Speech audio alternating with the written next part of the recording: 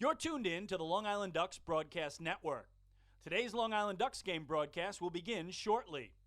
Every game this season will be broadcast live on the Long Island Ducks Broadcast Network with high-definition video and audio via Boxcast.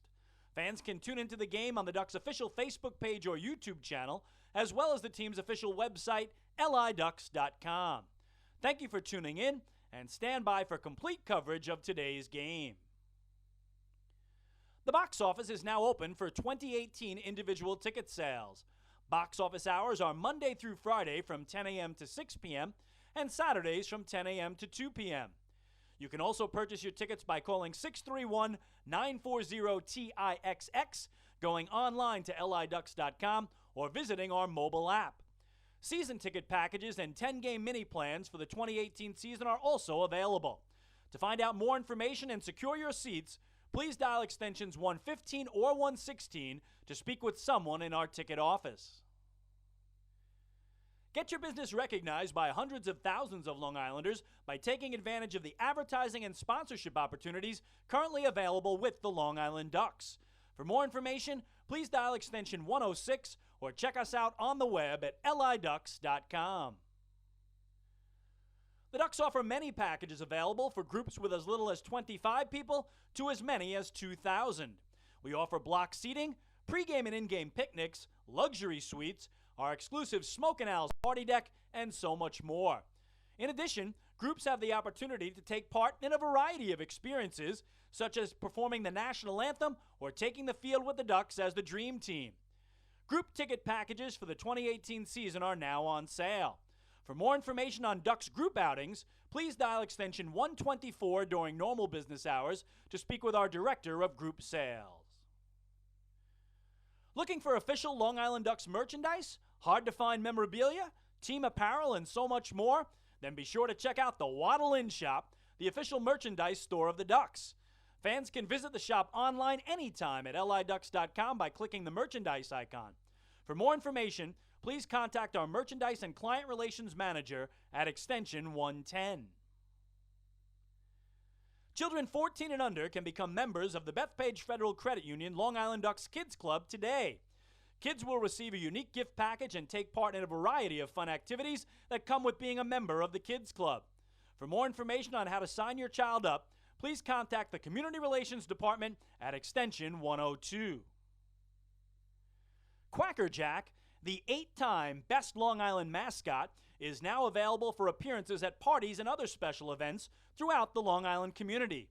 Please contact the Community Relations Department at extension 102 to find out more information and to book an appearance. Once again, thank you for tuning in to the Long Island Ducks Broadcast Network. Today's game will begin momentarily. You're tuned in to the Long Island Ducks Broadcast Network. Today's Long Island Ducks game broadcast will begin shortly. Every game this season will be broadcast live on the Long Island Ducks Broadcast Network with high-definition video and audio via Boxcast. Fans can tune into the game on the Ducks' official Facebook page or YouTube channel, as well as the team's official website, liducks.com. Thank you for tuning in, and stand by for complete coverage of today's game. The box office is now open for 2018 individual ticket sales. Box office hours are Monday through Friday from 10 a.m. to 6 p.m. and Saturdays from 10 a.m. to 2 p.m. You can also purchase your tickets by calling 631-940-TIXX, going online to liducks.com, or visiting our mobile app. Season ticket packages and 10-game mini plans for the 2018 season are also available. To find out more information and secure your seats, please dial extensions 115 or 116 to speak with someone in our ticket office. Get your business recognized by hundreds of thousands of Long Islanders by taking advantage of the advertising and sponsorship opportunities currently available with the Long Island Ducks. For more information, please dial extension 106 or check us out on the web at liducks.com. The Ducks offer many packages available for groups with as little as 25 people to as many as 2,000. We offer block seating, pregame and in-game picnics, luxury suites, our exclusive Smokin' Owls party deck, and so much more. In addition, groups have the opportunity to take part in a variety of experiences, such as performing the national anthem or taking the field with the Ducks as the dream team. Group ticket packages for the 2018 season are now on sale. For more information on Ducks group outings, please dial extension 124 during normal business hours to speak with our Director of Group Sales. Looking for official Long Island Ducks merchandise, hard-to-find memorabilia, team apparel, and so much more? Then be sure to check out the Waddle Inn Shop, the official merchandise store of the Ducks. Fans can visit the shop online anytime at liducks.com by clicking the merchandise icon. For more information, please contact our Merchandise and Client Relations Manager at extension 110. Children 14 and under can become members of the Bethpage Federal Credit Union Long Island Ducks Kids Club today.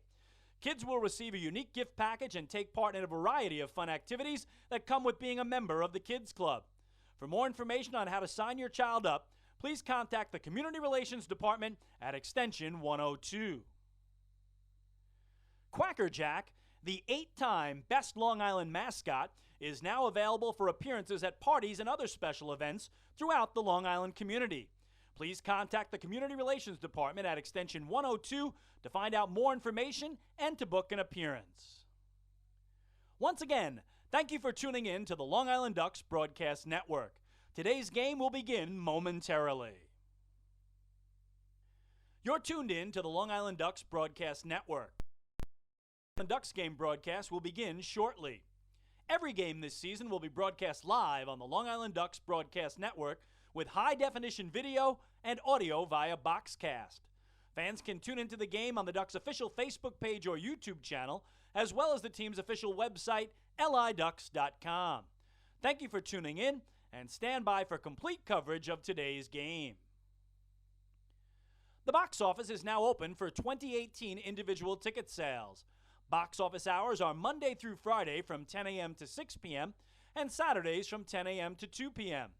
You can also purchase your tickets by calling 631-940-TIXX, going online to liducks.com, or visiting our mobile app.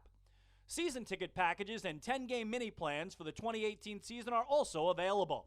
To find out more information and secure your seats, please dial extensions 115 or 116 to speak with someone in our ticket office. Get your business recognized by hundreds of thousands of Long Islanders by taking advantage of the advertising and sponsorship opportunities currently available with the Long Island Ducks. For more information, please dial extension 106 or check us out on the web at liducks.com. The Ducks offer many packages available for groups with as little as 25 people to as many as 2,000. We offer block seating, pregame and in-game picnics, luxury suites, our exclusive Smokin' Owls party deck, and so much more. In addition, groups have the opportunity to take part in a variety of experiences, such as performing the national anthem or taking the field with the Ducks as the dream team. Group ticket packages for the 2018 season are now on sale. For more information on Ducks group outings, please dial extension 124 during normal business hours to speak with our Director of Group Sales. Looking for official Long Island Ducks merchandise, hard-to-find memorabilia, team apparel, and so much more? Then be sure to check out the Waddle Inn Shop, the official merchandise store of the Ducks. Fans can visit the shop online anytime at liducks.com by clicking the merchandise icon. For more information, please contact our Merchandise and Client Relations Manager at extension 110. Children 14 and under can become members of the Bethpage Federal Credit Union Long Island Ducks Kids Club today. Kids will receive a unique gift package and take part in a variety of fun activities that come with being a member of the Kids Club. For more information on how to sign your child up, please contact the Community Relations Department at extension 102. This is Long Island Ducks baseball. Justin Davies at the plate, the winning run at third. Crowd going nuts. Swung on, bouncing ball left side, off the mitt, up third baseman Brad Strauss. Here comes Willie Rodriguez. Justin Davies has done it again. The Ducks are one quack away from the championship. Jason Johnson makes the catch. He makes the catch, and the Long Island Ducks have swept the Camden River Sharks. They are the 2004 Atlantic League champions. Going back is Adam Bailey. He settles under it. He makes the catch. Adam Bailey makes the catch. And for a second straight year, the Atlantic League trophy will reside on Long Island. The Ducks are the Atlantic League champions. Swinging a ground ball, hit toward short, charging in his lines. He fields, throws to first. The comeback is complete. From 2-0 down in the series, the Long Island Ducks have won 3 in a row at home. And for the 5th time in franchise history, they will head to the Atlantic League Championship Series. And now it's time for the Long Island Ducks pregame show. We are live here at TD Bank Ballpark in Bridgewater, New Jersey. It is time once again for Long Island Ducks baseball. And on this Sunday evening, it's the Long Island Ducks and the Somerset Patriots in a Game 5 winner-take-all of this Liberty Division Championship Series. Well, good evening, everybody. My name is Michael Pollack. I'll be bringing you the play-by-play for all of today's action. Thank you so much for tuning in here on the Long Island Ducks Broadcast Network, liducks.com, Facebook Live, youtube.com/DucksBaseball. This is where you could tune in to find out and watch all that takes place tonight. Long Island Ducks outscoring the Patriots 20-3 in back-to-back blowout wins to open up this series on Long Island. But it's the Patriots who have picked up back-to-back wins since this series has shifted to Bridgewater, New Jersey. And today, with the series tied at 2, the Ducks and the Patriots will duke it out to determine this year's Liberty Division champion. The winner, of course, advancing on to the Atlantic League Championship Series, where they will face the winner of the Freedom Division Championship Series, which will also need a decisive 5th game to determine the Freedom Division champion. Later this evening, it'll be the Barnstormers and the Skeeters at Constellation Field in Sugar Land, Texas. Last night, a home run-filled game here. A bit surprising since the Ducks led the league in home runs. The Patriots, though, were dead last in the league in home runs this year. But Somerset had one more home run than Long Island, and it proved to be the difference in the game. Ducks had a lot of opportunities early on to take the lead. They could not do so, leaving 6 runners on base over the first 3 innings of the ballgame, with Rick Teasley on the mound for the Patriots. Meanwhile, Somerset got on the scoreboard first in the first inning, thanks to a 2-out RBI single from Ramon Flores. And then in the third, Ducks starter Lorenzo Barcelo allowing a 1-out solo homer to Craig Massey, a 2-out solo home run to Endy Chavez. Massey had just 3 homers all year, Chavez just 2, but they both hit solo home runs in the inning, and the Patriots had an early 3-0 lead. It would stay that way until the 5th inning, when with 1 out, Daniel Fields came up to the plate against Rick Teasley. He has been able to work out of jams in each of the first 3 innings before retiring the side in order in the 4th. Here, Fields gets in a 1 to right. That's hit well. Looking up at the wall is Justin Trapp, and you can forget it. A mammoth solo blast over the scoreboard in right field for Daniel Fields. It's his first home run of the postseason, his 7th run batted into the playoffs, and the Ducks are on the scoreboard as they close to within 3-1. So Fields breaks the shutout bid for the Patriots, and then 1 inning later, with 2 outs and the bases empty, up came Ruby Silva.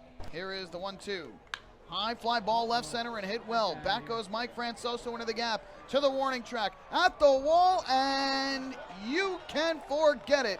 It is an opposite field solo home run with 2 outs for Ruby Silva. His first home run of the postseason, the Ducks' 2nd solo home run of the night, and Long Island has closed to within 3-2.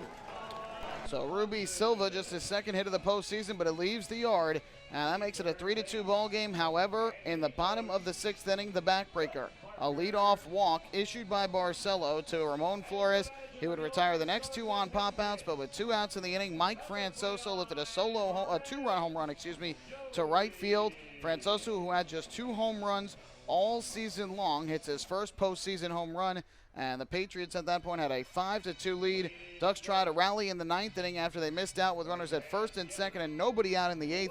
A leadoff walk to Jordani Valdespin, a 1-out fielder's choice by Lou Ford, and a 2-out RBI double by Taylor Ard made it a 5-3 game and brought up David Washington and his 3 postseason home runs to the plate, representing the tying run. Unfortunately for the Ducks, David Washington struck out, and the Patriots hang on for the 5-3 win. Ducks leaving 11 men on base in the game, and Somerset keeps their season alive for a 2nd consecutive day to force a decisive Game 5 here this evening. We'll take a break. When we come back, we'll preview tonight's winner-take-all Game 5 in this Liberty Division Championship Series between the Ducks and the Patriots.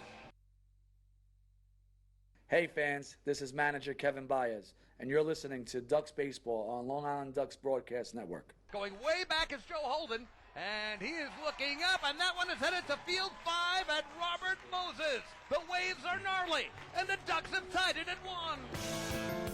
That was another home run for the Ducks. And Duck fans, what's more fun than a home run that helps the Ducks win a game? How about a homer that helps the community win? Chappie's Funeral Home and the Long Island Ducks have once again teamed up for the Chappie's Home Run Challenge. If the Ducks hit 100 homers this season, Chappie's Funeral Home will donate $5,000 to the Quackerjack Foundation. So every time a Ducks hitter goes deep this season, watch for the Chappie's Challenge home run count on the scoreboard. And if we reach 100, we're all a winner. Chappie's Funeral Home, where caring for others is a family tradition. Can't get enough of the Long Island Ducks? Well, now you can get even more inside info on your favorite hometown team through Facebook and Twitter. The Ducks are constantly updating fans through social media with scores, transactions, ballpark promotions, and much more. You can even win great prizes. All you'll need to do is make a free account on Facebook and Twitter, and then visit us at facebook.com/LIDucks and twitter.com/LIDucks. Think you're Long Island's biggest Ducks fan? Get connected now.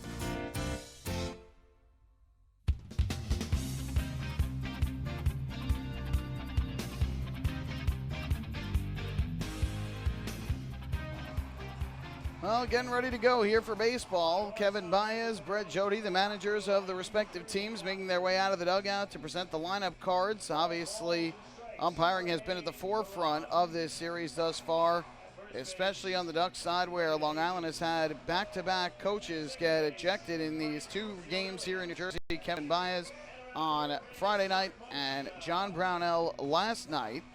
Both of them on calls made by Jorge Terran, the home plate umpire. Today it was announced that John Brownell, Ducks pitching coach, suspended for 3 games. Yesterday was his 3rd ejection of the season, so he is suspended for the next 3 games. John Brownell, the Ducks pitching coach, will not be in uniform in the Ducks dugout tonight. Moving on to tonight's game, it has already comes with so many great stories, being the fact that this is now the 3rd time in the last 4 seasons that these 2 teams will need a decisive Game 5 to determine a Liberty Division champion. It happened in 2015, where the Patriots fell behind 2-1 and then picked up back-to-back wins here at home in Games 4 and 5 to advance to the championship series. They would go on to win the championship that year.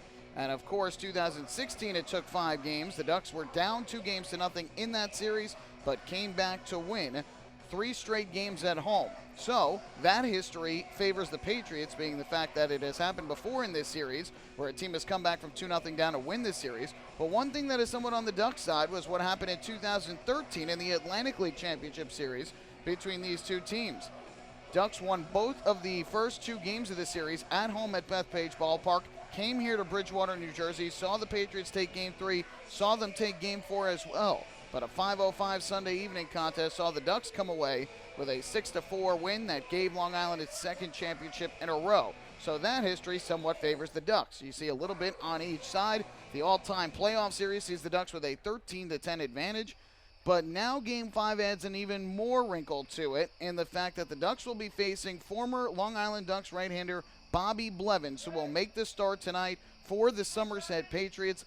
Blevins, who spent 5 seasons with the Ducks from 2012 to 2016. He made 73 regular season appearances, 69 of those starts. He also made 5 playoff starts with the Ducks, was integral in their 2012 and 2013 championship victories. He's been struggling in recent years. This year, very limited opportunity to pitch. He made 1 start as a spot starter for the Patriots back on July the 24th against Southern Maryland after 6 scoreless innings, allowing just 2 hits and a walk to get the win.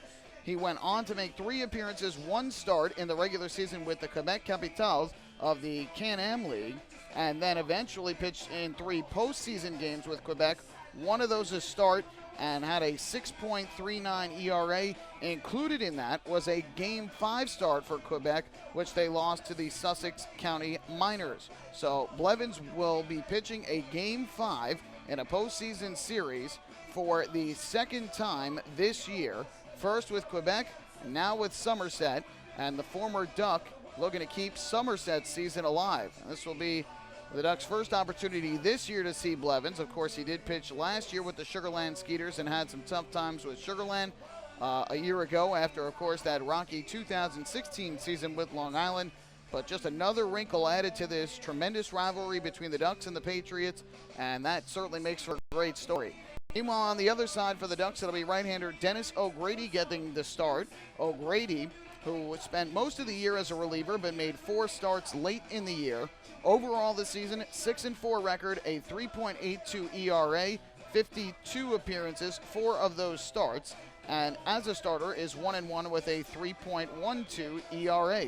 This year faced Somerset 10 times, all in relief, and was 1-1 with a 2.53 earned run average. So Kevin Baez hands the ball to the Long Island native Dennis O'Grady here in Game 5. The Patriots will give the ball to former Long Island Ducks right-hander Bobby Blevins, and it sets up for what should be an exciting finish to another classic Liberty Division Championship Series between these two teams. Take a break. When we come back, we will have the starting lineups, and then it's first pitch in this winner-take-all Game 5. Hey fans, this is outfielder and hitting coach Lou Ford, and you're listening to Ducks Baseball on the Long Island Ducks Broadcast Network. Oh, I love it! The color of my new Nicolot patio is so vibrant. It's unlike anything I've ever seen. You're welcome. I'm just going to go finish that Nicolot walkway now. Make your pavers vivid Nicolot pavers. The best looking, most vibrant pavers with the most 3-color blends in the industry. Featuring Nicolot's exclusive paver shield and color blending technology. With color throughout and guaranteed not to fade. Live life in color with Nicolot. Visit Nicolot.com.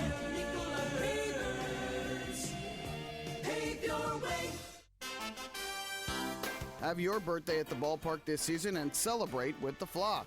Kona Ice birthday party packages with the Long Island Ducks are now available.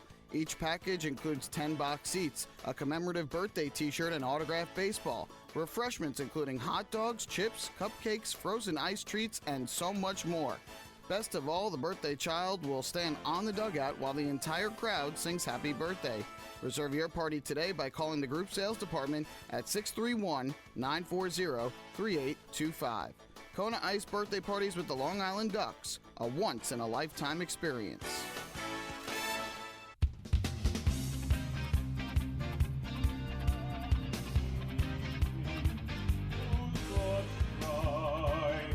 And bright stars through the perilous fight, for the ramparts we watched were so gallantly streaming, and the rockets' red glare, the bombs bursting in air, gave proof through the night that our flag was still there. Oh, say does that star-spangled banner yet wave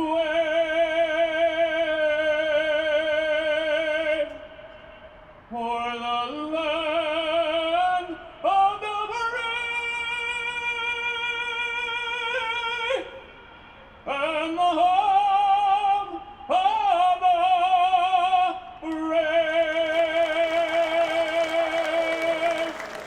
Paul Voorhees with today's national anthem prior to Game 5 of the Liberty Division Championship Series between the Long Island Ducks and the Somerset Patriots. Again, on this Sunday afternoon, we will have 2 Game 5s going on, one here in Bridgewater, New Jersey, one in Sugar Land, Texas. And of the 4 teams playing, they are 4 of the last 5 Atlantic League champions. The Ducks in 2013, the Barnstormers in 2014, the Patriots in 2015, and the Skeeters in 2016. Of course, last year it was the York Revolution, who just narrowly missed out on the playoffs this year. Should set up for a fun Sunday afternoon/evening to wrap up the first round of the 2018 Atlantic League playoffs. Starting lineups for today's decisive Game 5. Winner advances to the Atlantic League Championship Series. Loser's season is done. For the Ducks, Jordani Valdespin leads things off. He is at second base. Daniel Fields, the center fielder, will bat second. Lou Ford, the designated hitter, hits in the number 3 spot. And the cleanup hitter is the third baseman, Taylor Ard. Batting fifth at first base is David Washington. Ramon Cabrera does the catching and hits 6th. Ruby Silva in the 7th spot today. He's the left fielder. Miles Williams will bat 8th and play right field. And rounding out the order for the Ducks is their shortstop, Dan Lyons. And again, they are all facing right-hander and 5-year Ducks veteran, Bobby Blevins. On the other side, for the Somerset Patriots, Craig Massey leads things off. He's the second baseman. Alfredo Rodriguez is at shortstop. He will bat second. Hitting third, serving as the designated hitter, is Andy Chavez. Cleanup hitter and first baseman, Chase Boyd. Ramon Flores is in left field. He bats fifth. The 6th hitter and third baseman is Nate Coronado. Hitting 7th, playing right field, Justin Trapp. The 8th hitter and center fielder, Mike Francoso. And rounding out the order for the Somerset Patriots is the catcher, and that is Jovan Gonzalez. And once again, the Patriots will be facing right-hander Dennis O'Grady. Thank you so much for tuning in on the Long Island Ducks Broadcast Network. We once again appreciate you joining us as always. LIDucks.com, Facebook Live, and YouTube.com/DucksBaseball. If you're a baseball fan, there's nothing better than decisive games in the postseason. For the third time in the last 4 years, the Ducks and the Patriots will need a 5th game to determine the Liberty Division champion. So we are just about ready to go. Jordani Valdespin will make his way up to home plate. Stepping into the batter's box, Valdespin. Stepping up onto the mound is Bobby Blevins. And we are just about set for baseball on this cloudy Sunday evening. Valdespin digs in, Blevins out of the windup, and his first pitch is swung and grounded to the right side, backhanded by Chase Boyd. He'll take it to the bag himself. 1 pitch, 1 out for Bobby Blevins as we get underway at 5:07 p.m. here on this September the 23rd. Number 28, the center fielder, Daniel Fields. Of course, it was on this date, September the 23rd, 1 year ago, the Ducks defeated the Somerset Patriots 4-3 in this ballpark to win the Liberty Division Championship in a 4-game series. Patriots won Game 1, the Ducks won 3 in a row after. So 1 away, here is Daniel Fields. Blevins' first pitch, and Fields takes a fastball, strike at the knees, and the count 0-1. Fields 5 of 17 thus far in the playoffs with a home run and 7 runs batted in. 0-1. Not swung on and missed. Breaking ball down and in. Blevins out in front, Fields out in front of the pitch from Blevins. And the count quickly 0-2. Lighter crowd on hand here today than we had yesterday. But still, good handful of fans here enjoying this 5th game of the postseason. 0-2. And Fields lays off the breaking ball this time. Blevins tried to get him to chase. He would not. And it's 1-2. Patriots once again in their home white uniforms with the navy blue lettering and numbering. The Ducks once again in their alternate black uniforms with the orange lettering and numbering.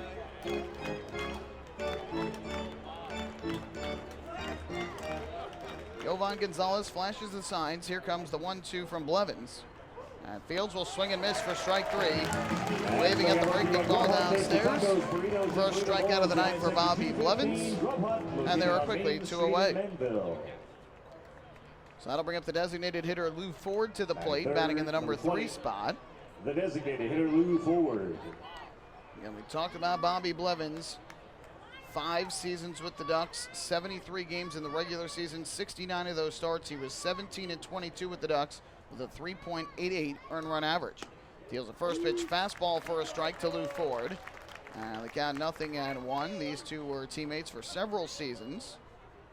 Lead in 2013 and throughout 2014, 15, and 16. Here's the 0-1. Ford a swing and a miss. Late on the fastball from the Patriot righty. And he is now a strike 3 away from a quick 1-2-3 top of the first inning.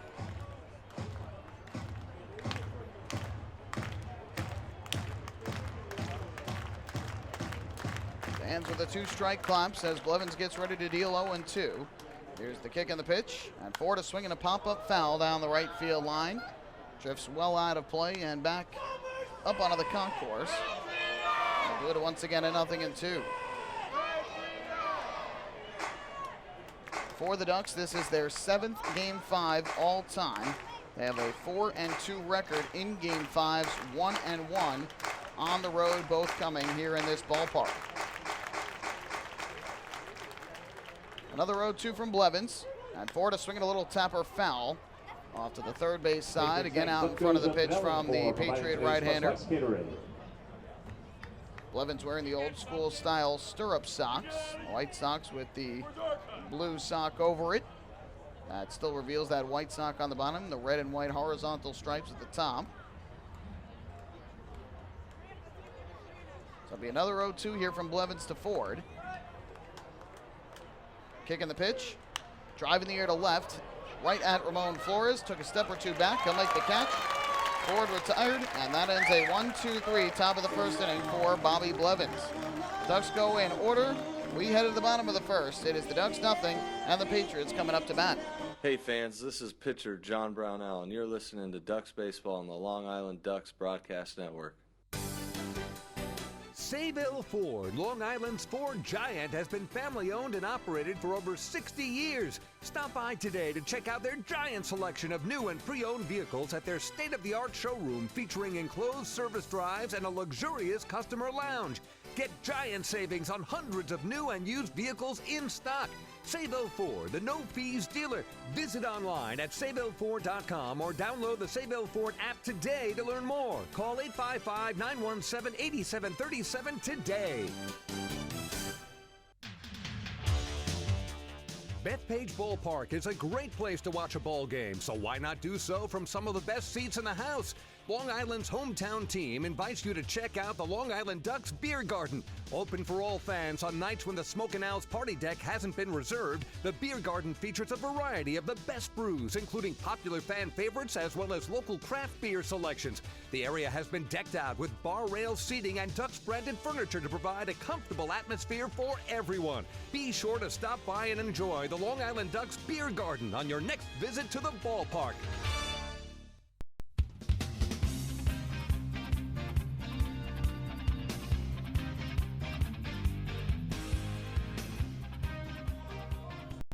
So we head to the bottom of the first inning. A good start for Bobby Blevins as the right-hander tosses a 1-2-3 top half of the inning, needing just 10 pitches to retire the side in order, 9 of those 10 for strikes. So we go to the bottom of the first inning, and it'll be right-hander Dennis O'Grady making his first postseason start in a Long Island Ducks uniform. He pitched in 3 games last year in the postseason, 3 scoreless appearances.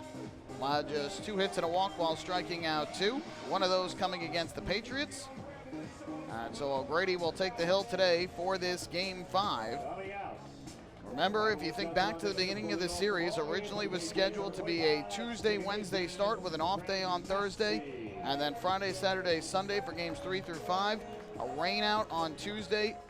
The inclement weather that was forecast forced the movement of the series to Wednesday and Thursday to start.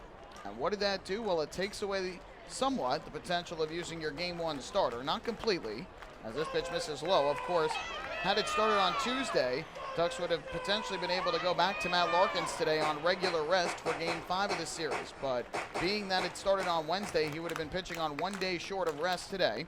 1-0 breaking ball, that's taken for a strike.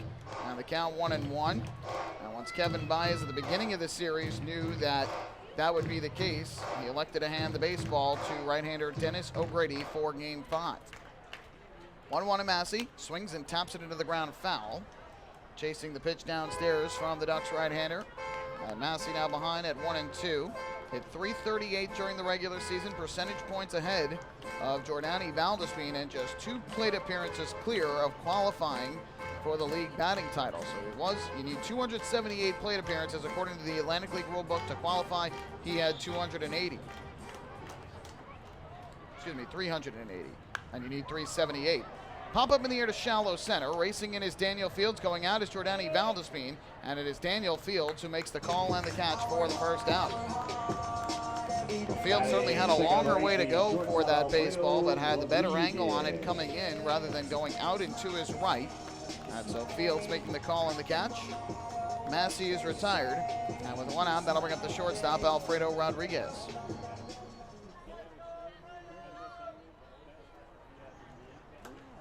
Meanwhile, an interesting story why Blevins is starting today for the Patriots. First pitch, and Rodriguez takes outside for ball one.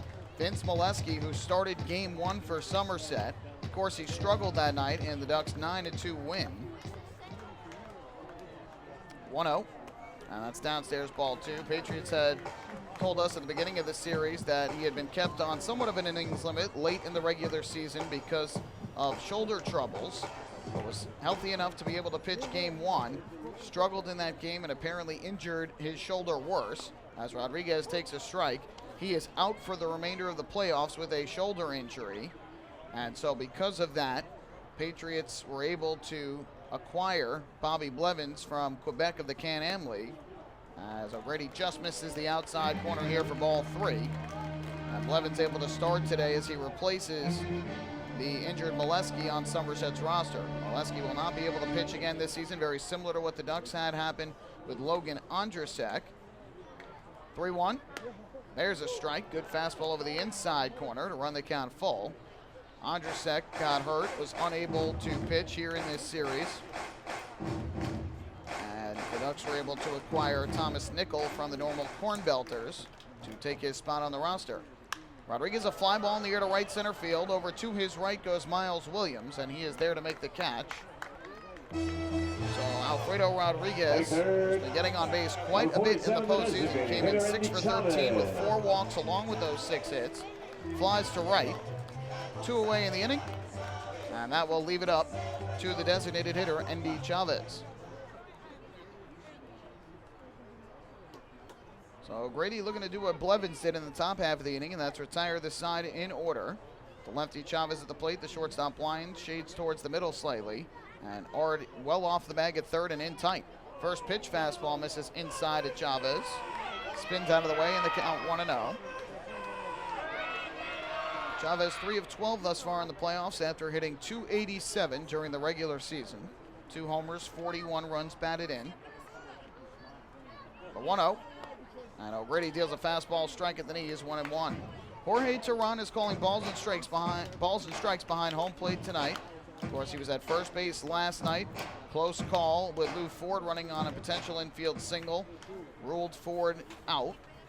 The 1-1 misses low. Kevin Baez argued, went back towards the third base coach's box. John Brownell then argued from the dugout and was ejected by home plate umpire Derek Moshe. Teran was at second base the night prior on a controversial call on Quas's throw to Dan Lyons that was ruled that Lyons pulled his foot off the bag. Here, Valdespin fields a ground ball in the hole from Chavez, throws to first in time for the out, and both starters retire the opposition 1-2-3 in their half of the first inning. 3 up, 3 down for Blevins, 3 up, 3 down for O'Grady. We go to the second, no score here in Bridgewater, New Jersey. Hey fans, this is shortstop Dan Lyons, and you're listening to Ducks Baseball on the Long Island Ducks Broadcast Network. We asked people across Long Island, what does energy efficiency mean to you? Energy efficiency? It means finding ways to save a few dollars on my electric bill each month. PSEG Long Island is introducing smart technologies that let you control just how much energy you use. To me, it really is important to keep Long Island green so future generations can enjoy our island's beauty. And we're partnering on renewable sources that will keep Long Island sustainable for generations. Discover all of our energy efficiency programs at pseglyny.com/efficiency. Take your group out to the ball game this season and enjoy all the fun of Ducks baseball at discounted prices with the picnic area, luxury suites, the Smokin' Owl's party deck, and so much more. Bringing your group to the game will be an unforgettable experience. The Ducks even offer opportunities to sing the national anthem, serve as the Ridgewood Savings Bank color guard, be the Nickolock Dream Team, put on a pregame performance, or shag fly balls during Ducks batting practice. To book your outing today, call 631-940-3825 and ask for the group sales department. Long Island Ducks Baseball. Good times every time.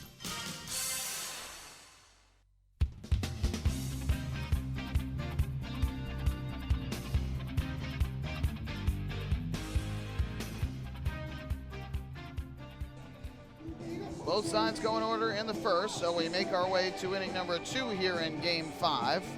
Patriots and the Ducks in Game 5 of this Liberty Division Championship Series. A reminder, fans, that every time a Ducks batter walks this year, it is brought to you by City MD Urgent Care. There are 29 City MD locations on Long Island. offering the comprehensive quality care that you need the moment you need it. Need a doctor? Just walk in.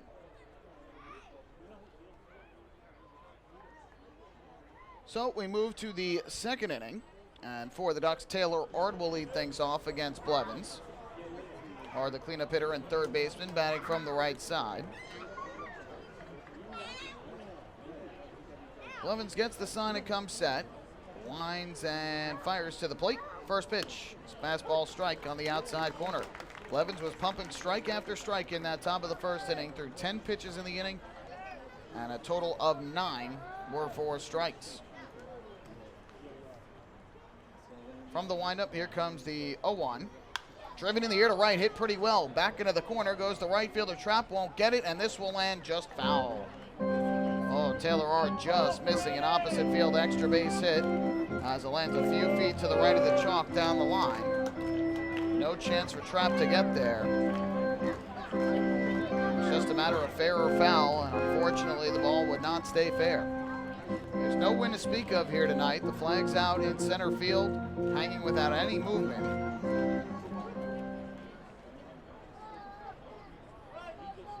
Here's the 0-2. And Ard, a ground ball up the first base line. That is a fair ball, and it'll head down the line. Taylor Ard around first base will motor in a second. The throw there from Justin Trapp is not in time. And Taylor Ard is on with a leadoff double here in the second inning. Well, his deep drive down the line would not land fair, but his line shot stayed just inside that first base bag. Fred DeJesus making the call. He's tonight's first base umpire. And Taylor Ard has his fourth double of this postseason. By far leads the Ducks. So Taylor Ard is at second base with nobody out. And up to the plate will step the 5-hitter and first baseman David Washington. So Blevins will have to work from the stretch for the first time tonight.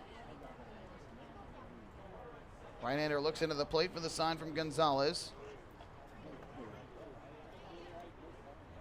And now Blevins steps off. And we'll go through the signs again. So we mentioned Jorge Teran behind home plate. Fred DeJesus, the first base umpire. Frank Urilli is around at second. And Derek Moshe over at third base. Again, a four-man umpiring crew in the Atlantic League playoffs. Washington patiently awaiting the first pitch from Blevins. Takes a while going through the signs with Gonzalez. First pitch, and Washington takes a fastball strike over the inside corner. 0-1. Scoreboard had that pitch at 95 miles per hour. Not quite sure Bobby Blevins throws that hard. Certainly did not during his time with the Ducks. But gets the strike. 0-1 on Washington, who's 3 for 14 in the playoffs. All 3 hits, home runs. And here takes a curveball down and away. That'll even up the count at 1 ball and 1 strike. Washington with those 3 home runs tied for the franchise record for most home runs in a single playoff series. He had a pair of homers in Game 2 and another in Game 3. 1-1. High fly ball in the air to right. Back goes Justin Trapp to the warning track. And now back onto the outfield grass, he'll make the catch. Taylor Ard will tag from second. Throw coming into third is not in time. So a fly out to right off the bat of David Washington, deep enough to get Taylor Ard to third. And now the Ducks with a runner at third base, 1 out in the inning. And that will bring Ramon Cabrera up to the plate. Washington just missing the long ball. He just got a little under it. That was about one of the highest fly balls I've ever seen. Trapp got back to the outfield spot and was just waiting under it for what seemed like an eternity before he finally did make that catch. But that's what Washington can do. Really can get a lot of height and a lot of distance on those fly balls. That one had a little bit too much height, not enough distance. So 1 out in the inning, runner at third. A fly ball could give the Ducks the lead. Here is Ramon Cabrera, the switch hitting catcher from the left side. Blevins gets the sign. And his first pitch, swung on and popped up in the air to short. That won't get the job done. Alfredo Rodriguez on the outfield grass will make the catch. And Ramon Cabrera, very aggressive, as he always has been, swinging on the first pitch, pops to short. And now a fly ball cannot get the run home. 2 outs in the inning, but the runner is still at third, and that'll leave it up to Ruby Silva. Well, one thing the Ducks will certainly have to be better at if they are to win this game and move on to the Atlantic League Championship Series is hitting with runners in scoring position. They were 0 for 9 in yesterday's game with runners in scoring position, left 11 men on base in the game, including 6 in the first 3 innings. Now that put them behind the 8 ball early. They were never able to catch up. They got close, but a late home run by Mike Francoso proved to be the backbreaker. First pitch here, Ruby Silva, and he swings and taps one into the ground foul at home plate. Way out in front of the offering from Blevins on the breaking ball. On the count, 0-1 on Silva, who is 2 for 15 in the playoffs after hitting .253 during the regular season combined between the Long Island Ducks and the York Revolution here in the Atlantic League. Spent time in 2 other independent leagues as well. The 0-1. On the ground towards the middle of the infield. Craig Massey diving stop. Throw on to first base. Not in time. Ruby Silva hustles it out for an infield single. In to score is Taylor Ard. Ducks strike first in Game 5, and they take a 1-0 lead. An outstanding play by Massey to get to that baseball and have any chance of getting Silva at first. But Ruby Silva's speed and his hustle win out. Give Ruby Silva his 3rd RBI of the postseason. For Taylor Ard, his 3rd run. And the Ducks have the early 1-0 lead. So Silva comes through with 2 outs. Now it is Miles Williams, the right fielder, an 8-hitter to the plate. Blevins' first pitch. Kicks and deals. And Williams takes the fastball upstairs for ball 1. Williams hit .259 during the regular season with 4 homers and 14 runs batted in. 5 of 16 now in the playoffs after a 2-hit performance last night.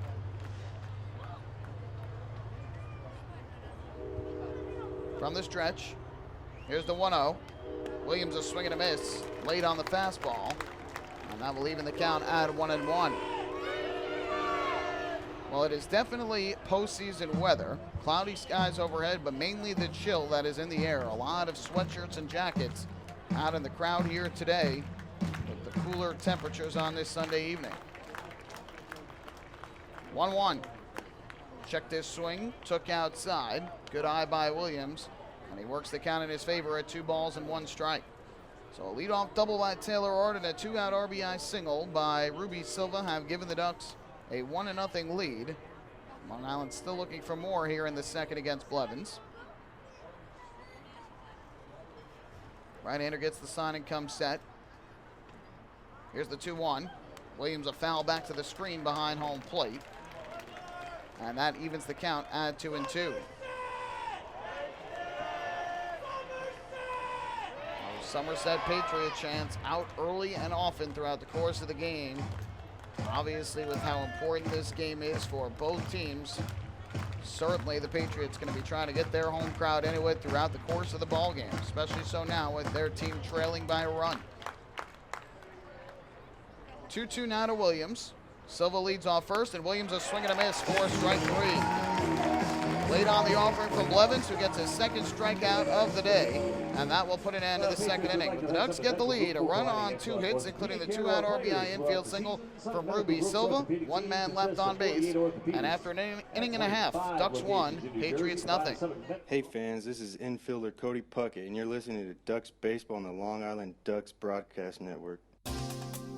Hey Ducks fans, the official hotel of the Long Island Ducks is the Radisson Hotel Hauppauge, Long Island. It's centrally located on the north shore of Long Island and offers a home away from home for both business and leisure guests. The Radisson Hotel Hauppauge, Long Island features an indoor pool, 24-hour business center, a fitness center, and complimentary Wi-Fi in all guest rooms. Enjoy the contemporary American cuisine at the Fountain Grill restaurant or grab a quick bite to eat at Cafe Pronto. And best of all, it's only minutes away from Bethpage Ballpark.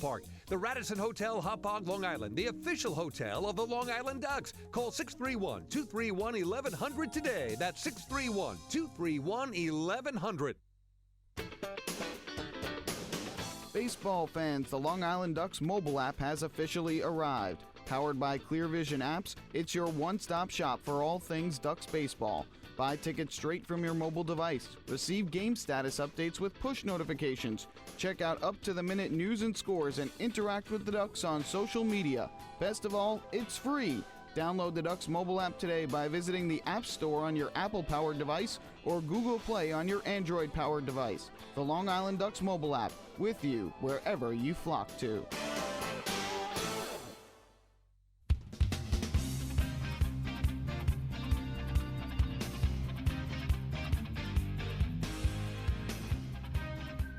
Long Island Ducks take the early lead on Ruby Silva's RBI infield single. We go to the bottom of the second inning.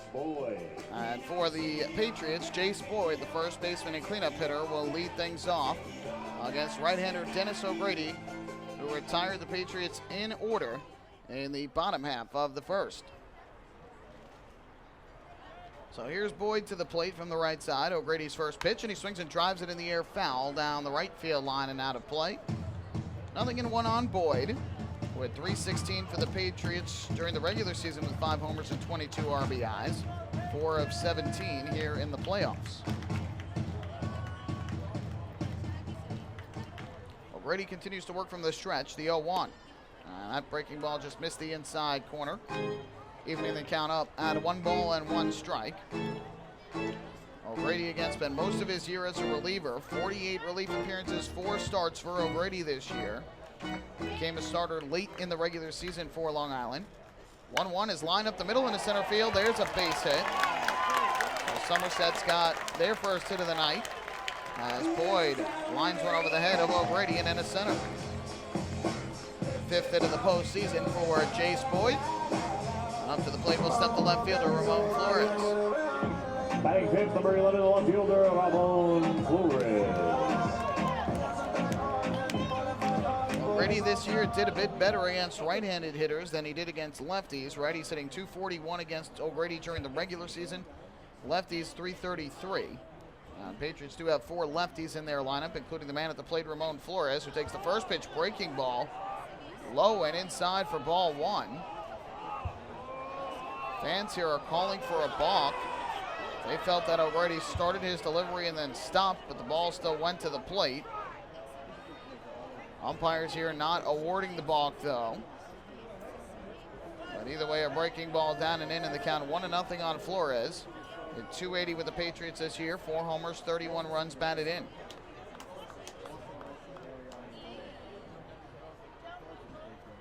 .1-0.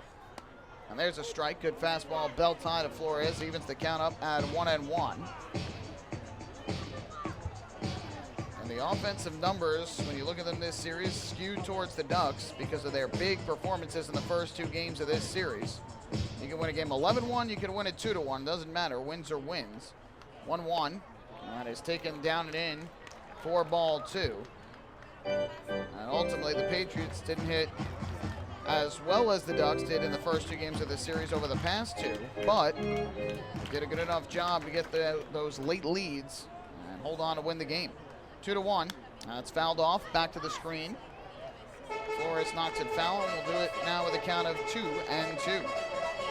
Boyd, the runner at first base, was 2 for 2 in the stolen base department this year, so we'll see if he tries to take off at any point. Shortstop Dan Lyons shaded towards the middle, especially with the lefty hitter at the plate. O'Grady's 2-2, and Flores lays off the breaking ball that just missed down and in. Close pitch, but a little bit low and inside from Dennis O'Grady, and the count is full. Now at the 3-2 count, let's see if Boyd gets in motion. Washington holding him on. Runner does not go in the 3-2. Fly ball in the air to center. Daniel Fields drifts a couple steps back. Has it lined up, and he'll make the catch. Brady wins the battle with Boyd, gets him a fly out to center. 1 away here in the second inning, and that'll bring up the third baseman, Nate Coronado. As we mentioned earlier, O'Grady made 10 appearances, all in relief against the Patriots this season. 1-1 record and a 2.53 ERA. He allowed 4 runs, 3 of them earned in 10 2/3 innings. 9 hits allowed. He did allow 9 walks, so that was one area for concern. Struck out just 3. Brady not quite as many strikeouts as innings pitched. 41 strikeouts to 63 2/3 innings overall this year. Deals a first pitch strike here to Coronado, 0-1.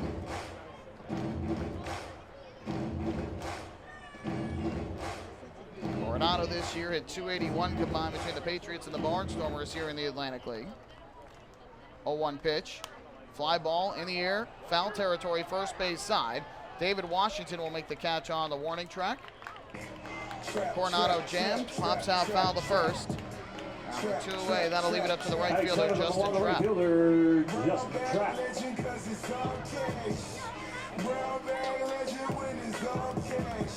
So Justin Trapp will step up to the plate from the right side. 7-hitter for the Patriots, who had 273 during the regular season. Boyd, still at first. Jace Boyd after the leadoff single to center. O'Grady gets the sign from Cabrera. First pitch, and Trapp pops this one up. In the air near second. Dan Lyons, the shortstop, making the call. And Dan Lyons makes the catch. Nice work by Dennis O'Grady, who allows the leadoff single to Jace Boyd. Comes back to get 3 straight pop-outs. 1 to center, 1 to first in foul territory, and 1 to short. No runs, 1 hit, 1 left for the Patriots. We'll make our way to inning number 3. Ducks 1 and the Patriots nothing. Hey fans, this is pitcher Matt Larkins, and you're listening to Ducks Baseball on the Long Island Ducks Broadcast Network. Going way back is Joe Holden, and he is looking up, and that one is headed to field 5 at Robert Moses. The waves are gnarly, and the Ducks have tied it at 1.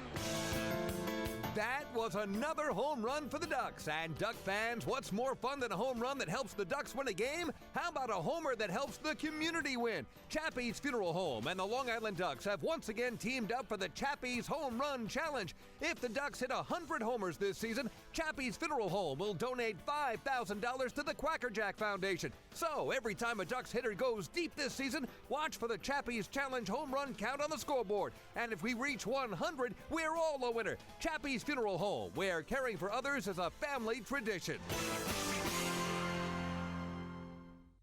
Can't get enough of the Long Island Ducks? Well, now you can get even more inside info on your favorite hometown team through Facebook and Twitter. The Ducks are constantly updating fans through social media with scores, transactions, ballpark promotions, and much more. You can even win great prizes. All you'll need to do is make a free account on Facebook and Twitter, and then visit us at facebook.com/LIDucks and twitter.com/LIDucks. Think you're Long Island's biggest Ducks fan? Get connected now.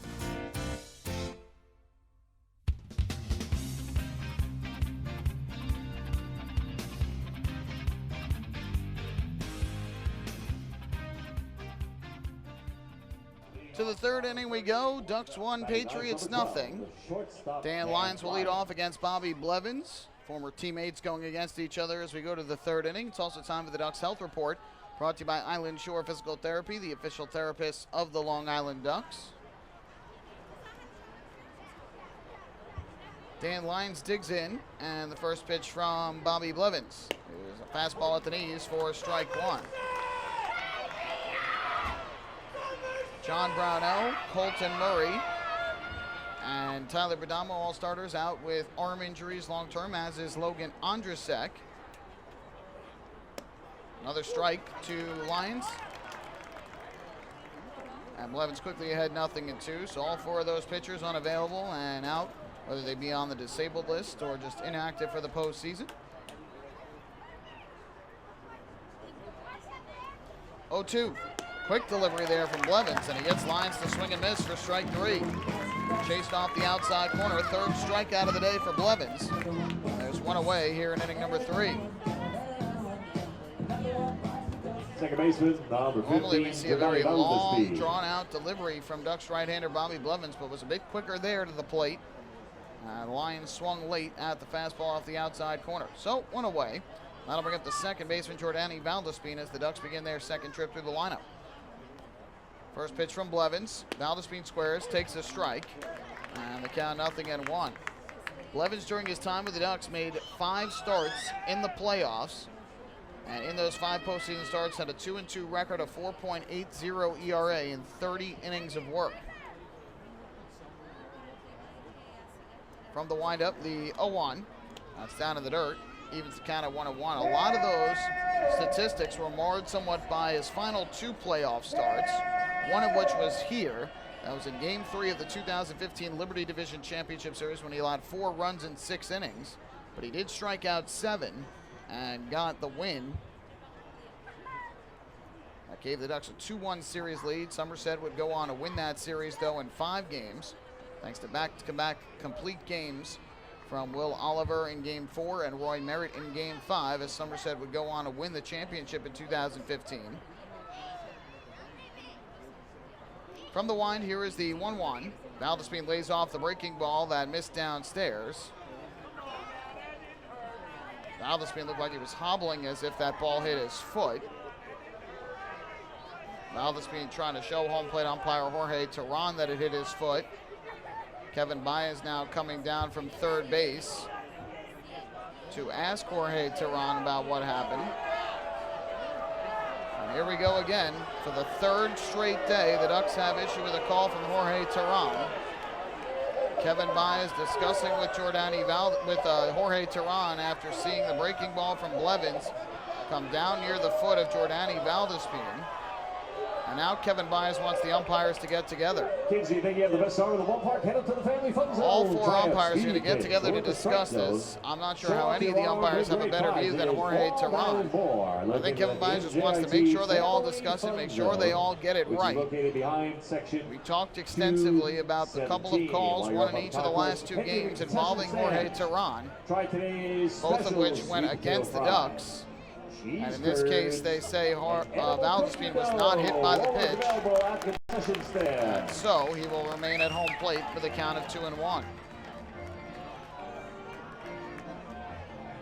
I said this last night, too, when Valdespin disagreed with a call or two from Terran. You cannot let a call like that affect you. These games are too important, especially now in an elimination game.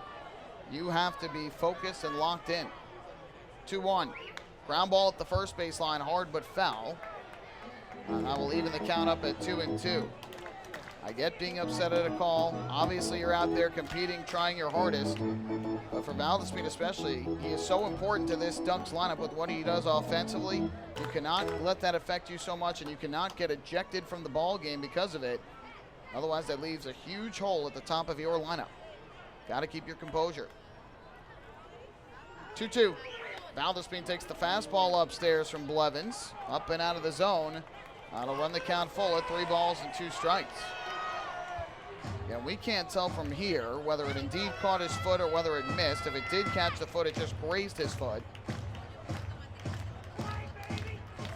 But now we'll have a 3-2, 1-out pitch from Blevins to Valdespin. Here it is, and Valdespin fists one out in the air to shallow center. He'll get on anyway. He's got himself a 1-out single. So when push comes to shove, Valdespin ends up where he would have been regardless. A base hit up the middle. And for Valdespin, it's his 7th hit of the postseason. He is now 7 for 16. So the Ducks with their 3rd hit of the day, 1 on, 1 out. And up to the plate is going to step the center fielder, Daniel Fields.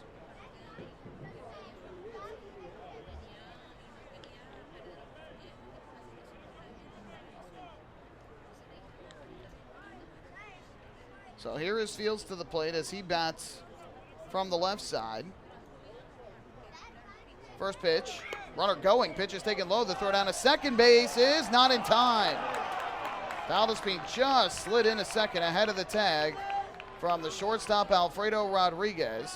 And Valdespin looks like he might be a little bit shaken up. So the count is 1-0 here on Fields. And Valdespin looks like he might have gotten some dirt. He's out behind second base, was just wiping off that eye. Remember, yesterday, Valdespin, in the first inning of the game, leading off the game, was hit by a pitch on his right hand, it looked like, which is down by the knob of the bat. And was able to stay in, play the rest of the game, but can't imagine that felt too good, taking the fastball from Teasley. But was a trooper to be able to stay in, and now picks up his 2nd stolen base of the postseason. So runner at second, 1 out. Pitch on the way is actually going to be a fake look back to second base by Blevins. Turns around but never makes the throw. Fields a strikeout victim his first time up. 7th strikeout of the postseason for Fields, who has driven in 7 runs. It is now 5 of 18. Blevins gets the sign and comes set. 1-0. Fields takes the fastball off the inside corner. Now the count 2-0 in favor of Fields. His first postseason home run last night with the Long Island Ducks. A solo blast to right field in the 5th inning. That cleared the scoreboard in right, which sits above the two walls of advertising billboards. Here's the 2-0 delivery. Good hitters count. Blevins fires. Fields takes. That's down and away. 3-0 on center fielder Daniel Fields. Another out of the zone would put 2 on with 1 out for the designated hitter Lou Ford. Ducks with a 1-0 lead as we play in the top half of inning number 3. Shortstop Rodriguez shaded towards the middle with the lefty hitter, and also keeping a close eye on Jordani Valdespin. 3-0. Fields swings away and grounds it foul up the first base line. Bit surprising early in this game, in Game 5 of the division series, but Daniel Fields gets the green light on a 3-0 pitch and ends up grounding it foul. So now the count is 3-1.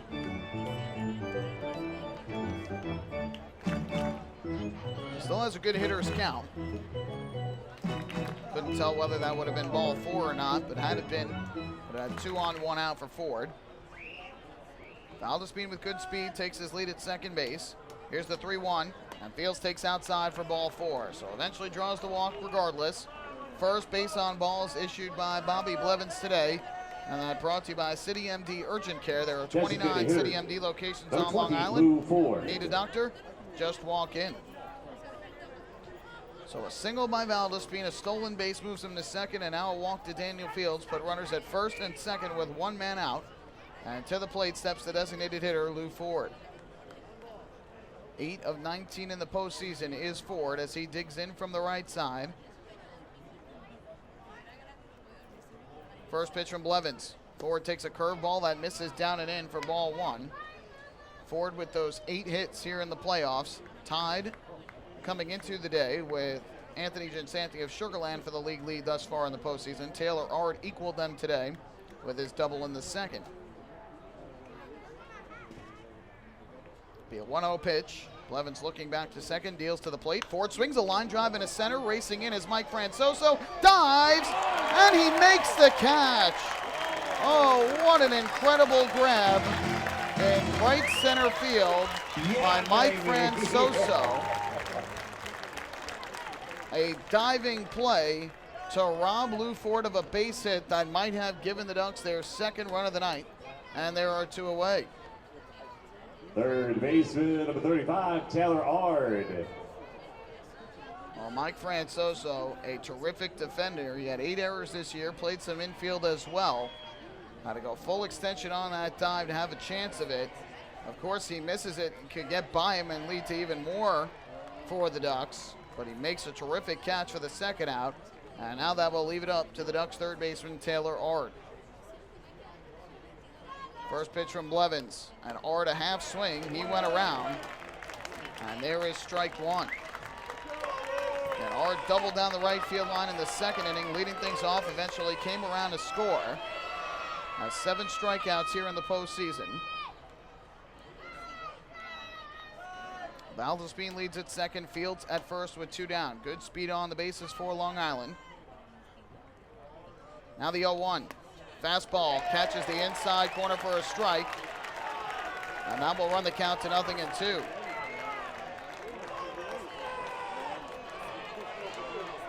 Taylor Ard is upset.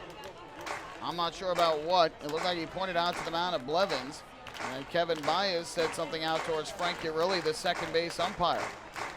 Not sure what that was about. Maybe they felt Blevins never came set. Who knows?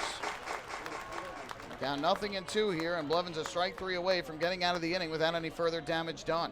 Now time is called at home plate.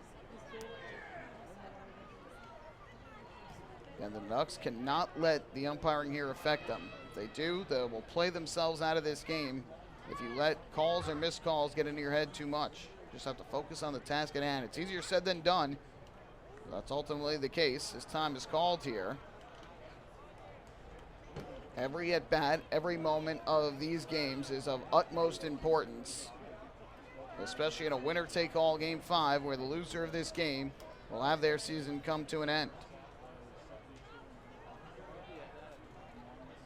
Now Blevins ready to deal. 0-2 to Ard. Breaking ball swung on and missed as Taylor Ard chases way down and off the plate. slams the bat in disgust. 8th strikeout of the postseason for Taylor Ard. So the Ducks with an opportunity to extend their lead. They don't get it done. No runs, 1 hit, 1 walk, 2 left. And after 2.5 innings, it's still a 1-0 ball game. Hey, fans, this is Jordani Valdespin, second baseman, and you're listening to Duck Baseball on the Long Island Ducks Broadcast Network. Oh, I love it. The color of my new Nicolot patio is so vibrant. It's unlike anything I've ever seen. You're welcome. I'm just going to go finish that Nicolak walkway now. Make your pavers vivid Nicolak pavers. The best looking, most vibrant pavers with the most 3-color blends in the industry. Featuring Nicolak's exclusive paver shield and color blending technology. With color throughout and guaranteed not to fade. Live life in color with Nicolak. Visit Nicolak.com.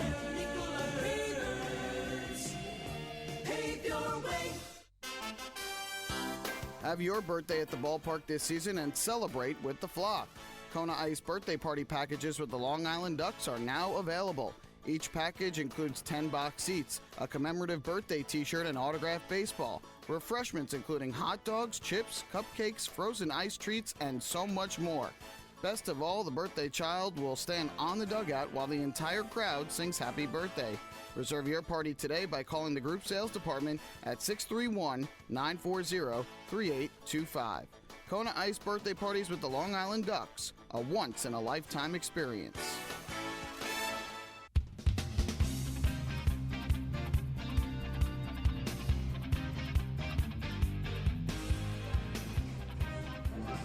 So the Ducks with a big opportunity to extend their lead. First and second, 1 man out. Lou Ford's line drive to center, robbed of a base hit on a great catch by Mike Francoso. And then Taylor Ard ends up chasing strike 3 well down and off the plate from Bobby Blevins. And the Patriot right-hander has now struck out 4 over 3 innings, and he keeps this a 1-run ball game. Critical point of the game, and Blevins passes the test there to get out of trouble, aided by some great defense from Francoso. And now Dennis O'Grady back to the mound for his 3rd inning of work as he'll face Francoso, Gonzalez, and Massey.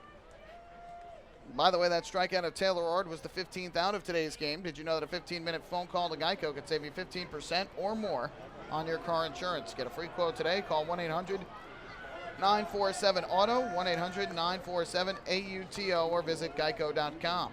First pitch misses downstairs for ball 1 to Mike Francoso. Center fielder and 8-hitter who hit .267 this year with 2 home runs and 46 runs batted in. How often do you see a guy make a great play in the field and then lead off the next inning? That's the case here. Fastball strike as Francoso takes the pitch from O'Grady, and that'll even the count at 1-1.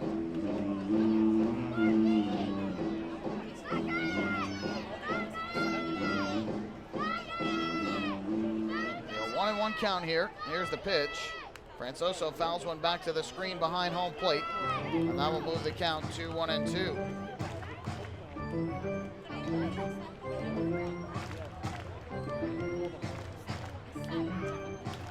Francoso 4 of 13 in the playoffs thus far.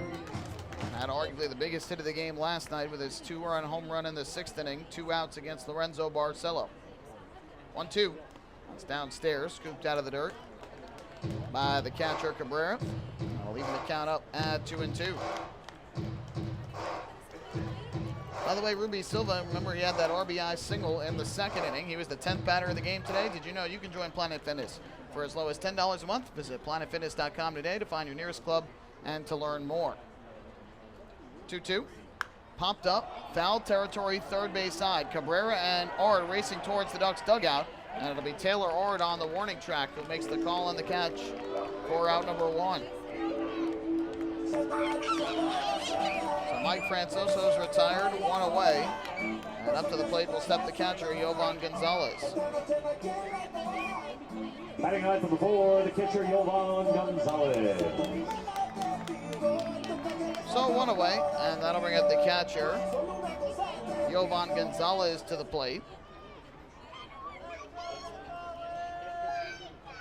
Gonzalez batting from the right side, 1 on and 1 out. First pitch is a fastball taken over the inside corner for a strike. And the count 0-1. Gonzalez, a .257 hitter during the regular season with no homers and 30 runs batted in.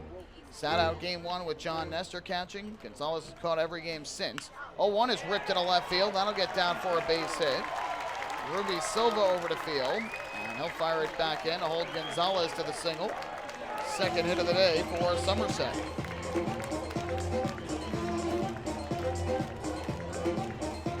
So the Patriots get a base runner with 1 out here in inning number 3. Second baseman, number 25, Craig Massey.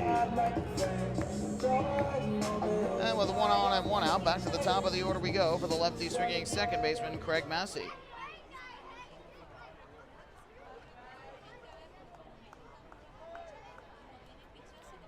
So lefty batter here against the righty pitcher.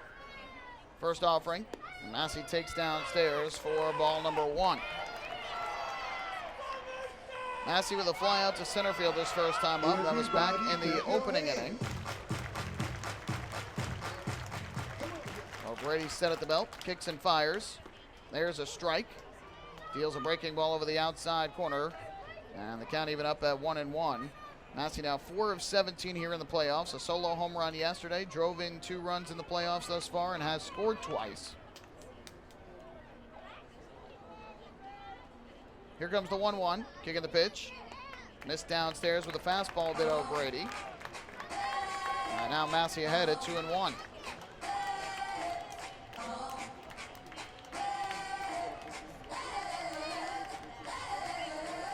Shortstop Dan Lyons shaded towards the middle with the lefty hitter. Obviously with a runner on and 1 out, double play possibility. 2-1 pitch. That's downstairs again. O'Grady working himself into trouble here with some control issues. 3-1 the count. And in danger of walking Massey to put 2 on with 1 out for the dangerous Alfredo Rodriguez. Certainly is not a guy you want to bring up to the plate with multiple runners on base with what he did during the regular season and has so far in the postseason. Massey, though, will take a strike over the inside corner here. Good backdoor fastball from O'Grady. And now the count is full at 3-2. Don't think you'll see Gonzalez, take off from first. Does not have very good speed. Even though there is a 3-2 count, we'll see if Brett Jody puts him in motion. O'Grady is set. Payoff pitch. Runner does not go, and Massey fouls one off to the third base side. Was caught enough to stay alive. Last time O'Grady faced the Patriots, by the way, he got the win. That was in relief August the 8th here to complete a 3-game sweep by the Ducks. A lot of hit in 1 inning of work. No runs, walks, or strikeouts, though.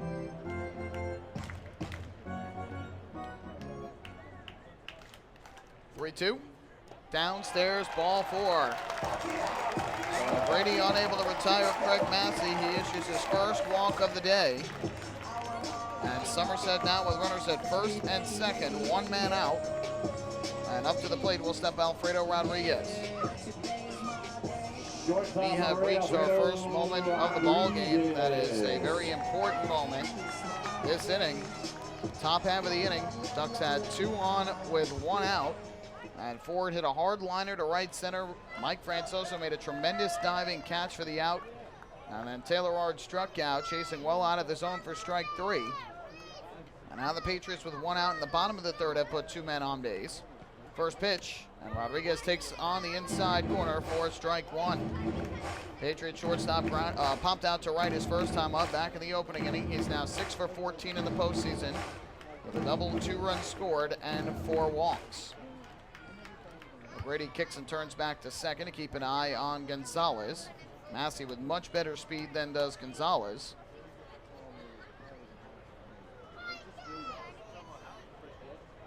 O'Grady's 0-1. Here's the kick and the pitch. Rodriguez fouls one back to the screen. Off-speed pitch. Just got enough to stay alive and fights it off. Count 0-2.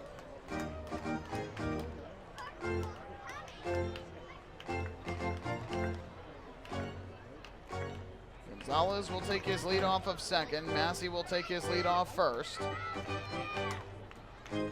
O'Grady's set on the rubber. And his 0-2. Fastball is up and away. Rodriguez would not chase, and there's ball 1. Thus far, O'Grady with a total of 43 pitches in this ball game. 26 of those have been for strikes. His first real trouble in this game. 1-2. fly ball down the right field line. This is going to slice foul and out of play. We'll do it again at 1 ball and 2 strikes. It's been another classic series between these two teams. First 2 games really were not tight at all. Ducks had 2 relatively stress-free wins. They were leading in game 3. The Patriots came back late and won. Took game 4 as well, thanks to 3 home runs. 1-2, and that misses downstairs. This is a very, very patient Patriots team. Drew a ton of walks this year. They never really beat you with the long ball. Of course, last night was one of those rare off nights where they were able to win with the long ball. They draw a lot of walks. This year, as we mentioned earlier, 9 walks in 10 2/3 innings against O'Grady. Who at times can lose some control. Obviously a key to challenge these hitters, especially early in the count. Don't want to be pitching from behind. 2-2. Chopper into the ground foul as Rodriguez just gets a little piece of it to stay alive. So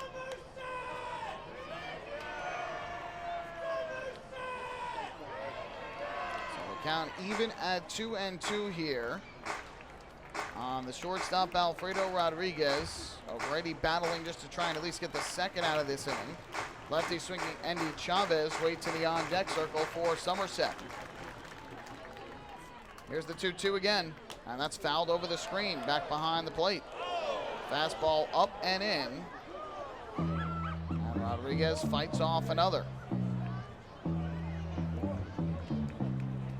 What more can you say about the year that Alfredo Rodriguez has had? Performing very well in the playoffs. He did very well in the regular season, hitting .303, was the All-Star Game MVP. Was presented before Game 3 with the Patriots Team MVP Award. 2-2. Low and inside. O'Grady misses down and in, and now the count is full at 3-2. Gonzalez, the runner at second. Massey, the runner at first. Another out of the zone from O'Grady would load him up for Chavez. Right-hander is set. Payoff pitch, and that is in the dirt, ball 4. O'Grady gifting the Patriots back-to-back bases after the single by Gonzalez. A walk to Massey, a walk to Rodriguez, and now the bases are loaded with only 1 out for Andy Chavez. Designated hitter number 47, Andy Chavez. Remember last night, Lorenzo Barcelo walked the leadoff hitter in that 6th inning. Ramon Flores eventually came back to hurt the Ducks. When with 2 outs, Mike Francoso came to the plate and hit the home run. If you remember 2 nights before that, or 1 night before that, 2 nights from today, Carlos Pimentel with 2 walks in the 7th inning, including a 2-out walk to Rodriguez that set the stage for Chavez, who came up with the bases loaded and uncorked a 3-run double. That put the game out of reach at 8-4. And in that 6th inning, Jose Cuas also had trouble with his control. He allowed a walk following the error that he committed. And eventually an RBI fielder's choice and an RBI single that gave the Patriots the lead. Walks will kill you, especially against this team and especially in the postseason. They will not swing out of the zone. They will take many pitches out of the zone and try and cause problems for a pitcher that does not have control. So now it's Chavez with the bases loaded, 1 out. First pitch on the ground towards the middle. Dan Lyons can't get it. It's into center field. Gonzalez will score. Massey will score. Both runners move up on the throw. A 2-run single just out of the reach of a diving Dan Lyons. And the Patriots take a 2-1 lead. Lyons was shaded towards the middle of the infield with a lefty hitter at the plate. The ground ball went that way. Lyons looked like he had a play. Went into a slight dive to try and make it and just could not come up with the baseball. And Chavez picks up his 6th and 7th RBIs of the postseason to give Somerset their first lead here in Game 5. Still only 1 out. 4 straight have reached on 2 singles and 2 walks. And now it's runners at second and third. First pitch here is popped up in the air to shallow left center. Going out is the shortstop Lyons. On the outfield grass, he's going to make the catch. The runners cannot advance.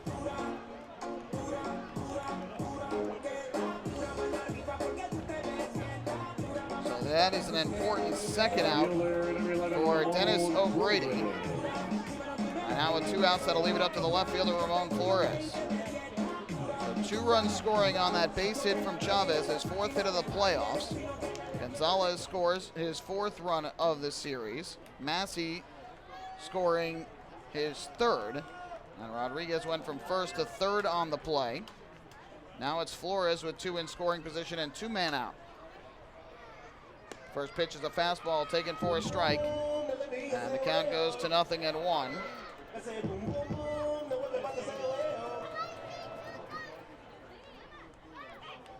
So close on that ground ball up the middle, just out of the reach of Lyons. The 0-1.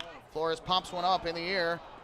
Behind third, Taylor Ard on the edge of the outfield grass. He'll make the catch, and ultimately O'Grady able to induce a pair of pop-outs and get out of further trouble. But the damage done, thanks in part to 2 walks issued in the inning.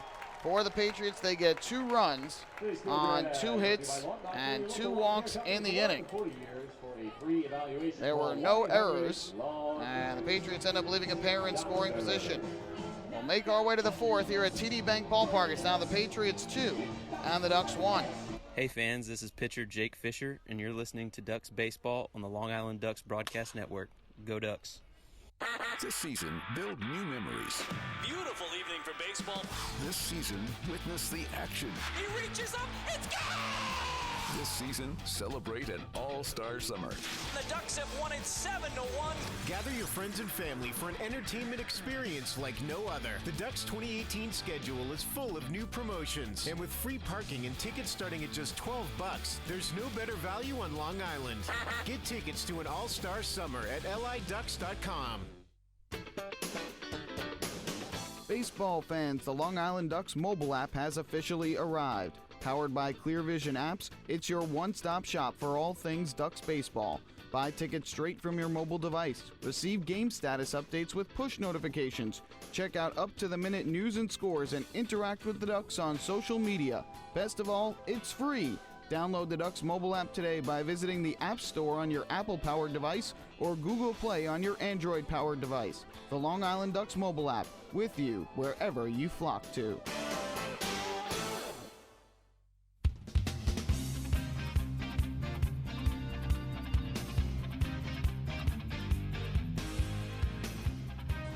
To the 4th inning we go. Somerset has the lead, 2-1 the score, following a single, 2 walks, and a 2-run single up the middle by Andy Chavez that just eluded the glove of a diving Dan Lyons. Close play, but again, just missed by Lyons. So 2 runs come in. Somerset has the lead. Excellent job by O'Grady, though, with 2 in scoring position and 1 out to get back-to-back pop-outs from Jace Boyd and Ramon Flores and keep this a 1-run ball game. And now it's up to the Ducks offense to get back and working against Bobby Blevins. And we talked about how big of a swing that could have been. The Ducks had 2 on, 1 out, leading by a run for Lou Ford. First pitch here to David Washington is taken for a strike from Blevins, 0-1. Ford lines one into right center, and Mike Francoso makes an incredible diving catch for the 2nd out of the inning. That gets by him. 2 runs easily score, and the lead is 3. Now the 0-1 is swung on and missed as Washington's bid for driving one over the fences is missed, and it's 0-2. And then Taylor Ard chasing badly down and away for strike 3 in his at bat, stranding 2 on base for Long Island. 0-2. That's down in the dirt from Blevins for ball 1. And the Patriots respond, getting 4 straight on base, aided by the control problems of O'Grady, who walked 2. Carlos Pimentel was getting up and warming in the Ducks bullpen during that inning, but has since sat down after O'Grady got out of trouble. Now Blevins is 1-2, and Washington drives one foul to the third base side off the facing of the suite level and back down below. And now the Ducks have to respond against right-hander Bobby Blevins. O'Grady will need to settle down after missing on ball 4 to both Massey and Rodriguez. Walks will kill you. It'll happen almost every single time.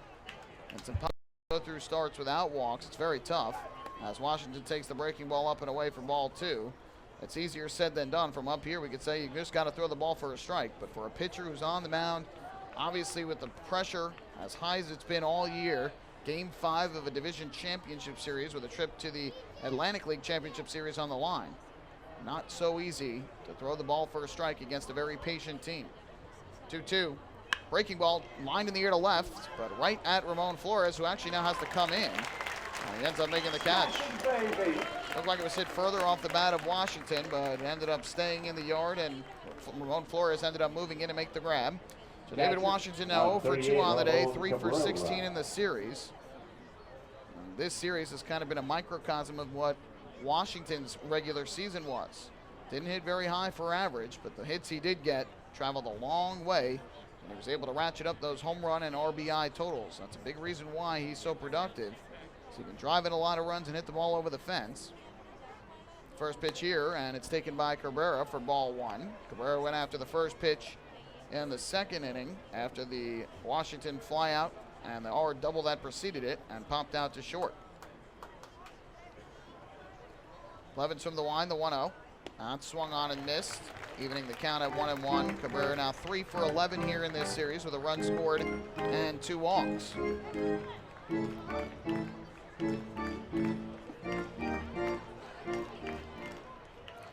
Blevins works out of the windup. Here is the 1-1. That's lined towards the middle, and that's in a center field at base hit. Ramon Cabrera with a single towards right center. He is on for the first time today, and for the Ducks, that's their 4th hit of the afternoon. So a 1-out single by Ramon Cabrera gives the Ducks the tying run on. And with 1 on and 1 out, that'll bring Ruby Silva up to the plate. Well, fans, we want to thank you again for following all season long as the Ducks try to set out and meet the Chappies Home Run Challenge. They needed to hit 100 home runs to do so. They hit 120 to lead the Atlantic League this year in long balls. And so they have met the Chappies Home Run Challenge. First pitch to Ruby Silva on the ground to the right side. Grabbed by the first baseman, Jace Boyd. He throws to the shortstop, Rodriguez, for 1. That's all they'll get. Ruby Silva's speed is too great. So 3-6 on the fielder's choice ground out by Ruby Silva. The Ducks with a runner at first and 2 away for Miles Williams. Right fielder number 5. So because the Ducks have met the Williams. Chappies Home Run Challenge, Chappies Funeral Homes will donate $5,000 to the Quacker Jack Foundation. Chappies Funeral Homes, where caring for others is our family tradition. 2 down, a runner at first in the form of the speedy Ruby Silva. Let's see if he tries to take second at any point during this at bat. Get the tying run at scoring position. First pitch, and Williams fouls one straight back to the screen behind home plate for strike 1. Williams with a strikeout his first time up. Back in the second inning as he was late on a few fastballs during the at-bat from Blevins. Last night, Williams 2 hits in 4 at-bats. He had a pair of singles with a pair of strikeouts sandwiched in between. Strikeout in the second is 7th of the postseason. 0-1 is low and away. And that will leave the count up at 1 ball and 1 strike. Silva, the runner at first, was 3 for 5 this year in stolen base attempts between the Ducks and the Revolution here in the Atlantic League. Blevins is ready to go. And the 1-1. Checks his swing and took low and outside. That'll move the count to 2-1 in favor of Williams.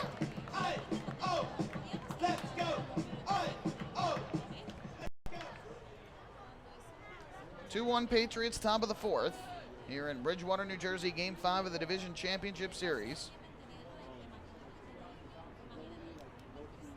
2-1 count, throw over to first, and back safely there is Ruby Silva. Blevins to this point has thrown a total of 56 pitches, 39 of them for strikes, has been fairly efficient, and certainly I think the Patriots would have signed up any day for what he has given them thus far. Just 1 run on 4 hits over 3 2/3 innings. Here comes the 2-1. Williams, a ground ball up the middle. Past the diving try of Rodriguez. It's a base hit. Silva around second. He'll make his way to third. And the Ducks now with runners at the corners and 2 men out for the shortstop, Dan Lyons. Very similar looking play to the ball that Chavez hit up the middle. That Dan Lyons, who was shaded towards the middle, much like Rodriguez was there, dove to his left. It looked like he was going to be able to at least knock it down or get a glove on it. but in both cases, the shortstop missed. I don't know if it took a tricky bounce or they overslid or what, but two very good defensive shortstops, Lyons and Rodriguez, both unable to snare those grounders up the middle. So Miles Williams has his 6th hit of the playoffs, and speaking of Lyons, here he is at the plate with runners at the corners and 2 men out. Silva at third, Williams at first. Blevins set on the mound. And his first pitch, swung on it, driven in the air to right center field. Mike Francoso goes back a few steps. He'll make the catch. On one pitch, Dan Lyons is retired. The Ducks leave 2 more men on base. Pair of singles in the 4th for Long Island, but they leave their 4th and 5th runners on over the first 4 innings of the game. We go to the bottom half of the 4th inning. Patriots 2, the Ducks 1. Hey fans, this is infielder David Washington, and you're listening to Ducks Baseball on the Long Island Ducks Broadcast Network. Sayville Ford, Long Island's Ford giant, has been family-owned and operated for over 60 years. Stop by today to check out their giant selection of new and pre-owned vehicles at their state-of-the-art showroom featuring enclosed service drives and a luxurious customer lounge. Get giant savings on hundreds of new and used vehicles in stock. Sayville Ford, the no-fees dealer. Visit online at SayvilleFord.com or download the Sayville Ford app today to learn more. Call 855-917-8737 today. Bethpage Ballpark is a great place to watch a ball game, so why not do so from some of the best seats in the house? Long Island's hometown team invites you to check out the Long Island Ducks Beer Garden. Open for all fans on nights when the Smokin' Owl's party deck hasn't been reserved, the Beer Garden features a variety of the best brews, including popular fan favorites as well as local craft beer selections. The area has been decked out with bar rail seating and Ducks-branded furniture to provide a comfortable atmosphere for everyone. Be sure to stop by and enjoy the Long Island Ducks Beer Garden on your next visit to the ballpark.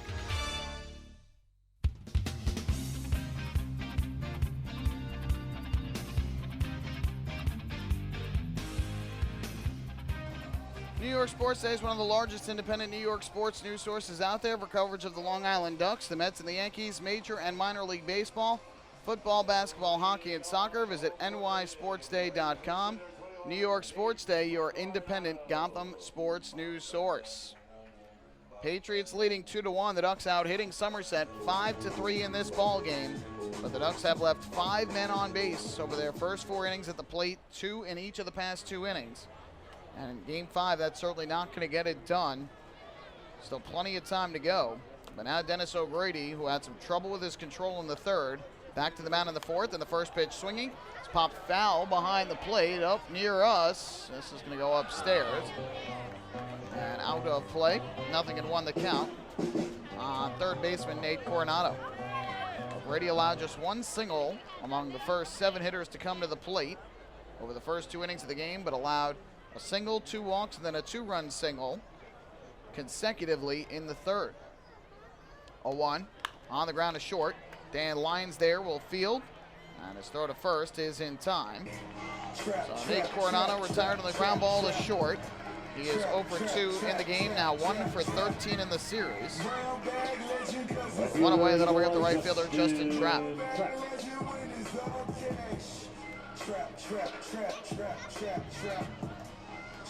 Mentioned O'Grady last year, 3 scoreless innings in the playoffs with the Long Island Ducks, 2 hits, a walk, 2 strikeouts. Pitched a scoreless inning despite allowing 2 hits in Game 1 of the Liberty Division Championship Series against Somerset last year, and here he concedes a single up the middle on the first pitch to Justin Trapp. 4th hit of the ball game for the Somerset Patriots as Trapp reaches on the 1-out single, his 5th hit in 19 tries during the postseason. And with a 1 on and 1 out, up to the plate is going to step the center fielder, Mike Francoso. Center fielder, number 5, Mike Francoso. O'Grady then pitched twice in the Atlantic League Championship Series last year against York. Back-to-back scoreless innings in games 1 and 2 on Long Island. This is his first postseason start with the Long Island Ducks. And again, he is a Long Island native from Floral Park. Still resides in Floral Park. Throw over to first, and diving back safely there was Trapp. Attended high school at Archbishop Malloy in Queens before going on to pitch at Duke University. And now in his second season with the Ducks after starting his career in the Padres organization. Another throw over, and again trapped back safely. Brady's got a quick pickoff move there to first base. And no surprise, they're checking on Trapp. 33 stolen bases during the regular season in 40 attempts. None thus far in the postseason, though. First pitch, and Francoso takes a breaking ball for a strike to run the count to 0-1. Francoso with that tremendous diving catch in the top of the third inning to rob Lou Ford of a base hit that would have brought in at least one, maybe more. And then popped out foul to third base to begin the third inning. Throw over again, and they got him. Terrific pickoff move by Dennis O'Grady, third time's the charm. And they catch Justin Trapp off of first. You know, I'm just noticing this, by the way. There are now only 3 umpires out there in the field. So that was supposed to be Fred DeJesus' spot, but it's Frank Urilli, who was over there at first base, who made that call.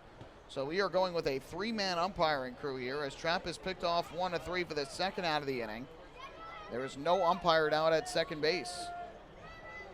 0-1. Francoso takes outside, count is 1-1.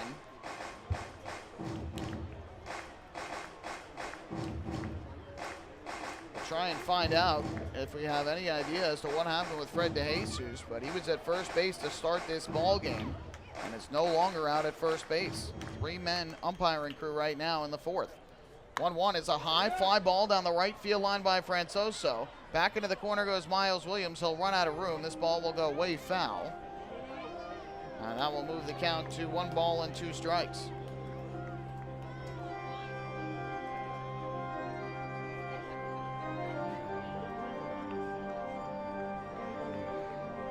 So the count 1 ball and 2 strikes here on Mike Francoso. So that will certainly pay some attention to. That will require some attention as the game goes on. The fact that there are now only 3 umpires out there as this fastball misses outside. Now, during the regular season, teams use 3 umpires for every regular season game, but they increased to 4 in the playoffs, obviously with the importance of every call, especially those balls down the line with postseason games. In this case, back down to 3. Francoso, a hot shot to first, grabbed on a hop by Washington, race to the bag, and he gets there in time to beat Francoso for the final out of the inning. So Brady responds and is able to face the minimum 3 here in the fourth. No runs in the inning, 1 hit, but nobody left on base because of the pickoff of Justin Trapp. To the 5th inning we go here in Bridgewater, New Jersey, 2-1 in favor of the Patriots. Hey fans, this is Taylor Ard, and you're listening to Ducks Baseball on the Long Island Ducks Broadcast Network. We asked people across Long Island, what does energy efficiency mean to you? Energy efficiency? It means finding ways to save a few dollars on my electric bill each month. PSEG Long Island is introducing smart technologies that let you control just how much energy you use. To me, it really is important to keep Long Island green so future generations can enjoy our island's beauty. And we're partnering on renewable sources that will keep Long Island sustainable for generations. Discover all of our energy efficiency programs at psegLiny.com/efficiency. Take your group out to the ball game this season and enjoy all the fun of Ducks baseball at discounted prices with the picnic area, luxury suites, the Smokin' Owl's party deck, and so much more. Bringing your group to the game will be an unforgettable experience. The Ducks even offer opportunities to sing the national anthem, serve as the Ridgewood Savings Bank color guard, be the Nicolak Dream Team, put on a pregame performance, or shag fly balls during Ducks batting practice. To book your outing today, call 631-940-3825 and ask for the group sales department. Long Island Ducks Baseball. Good times every time.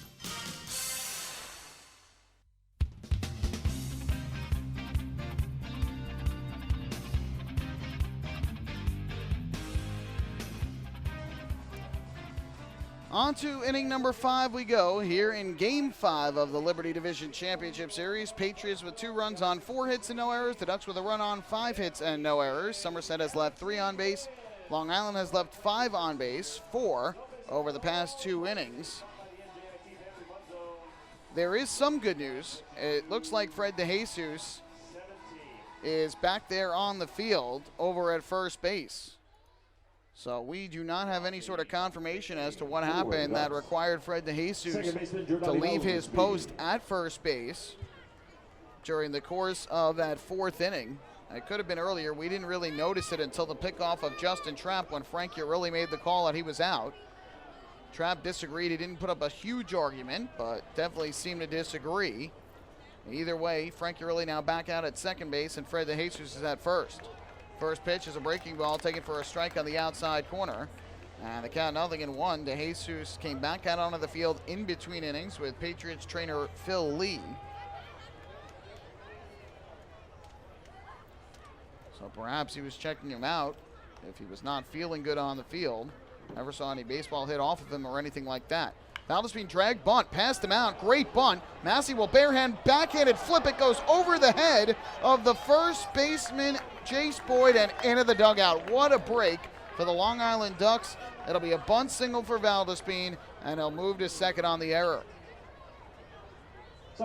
I have no idea why Craig Massey thought it was a wise idea to try and flip that ball to first. He had no chance, absolutely no chance of getting Valdespin. Why would you risk flipping the baseball there and having exactly what happened end up being the case?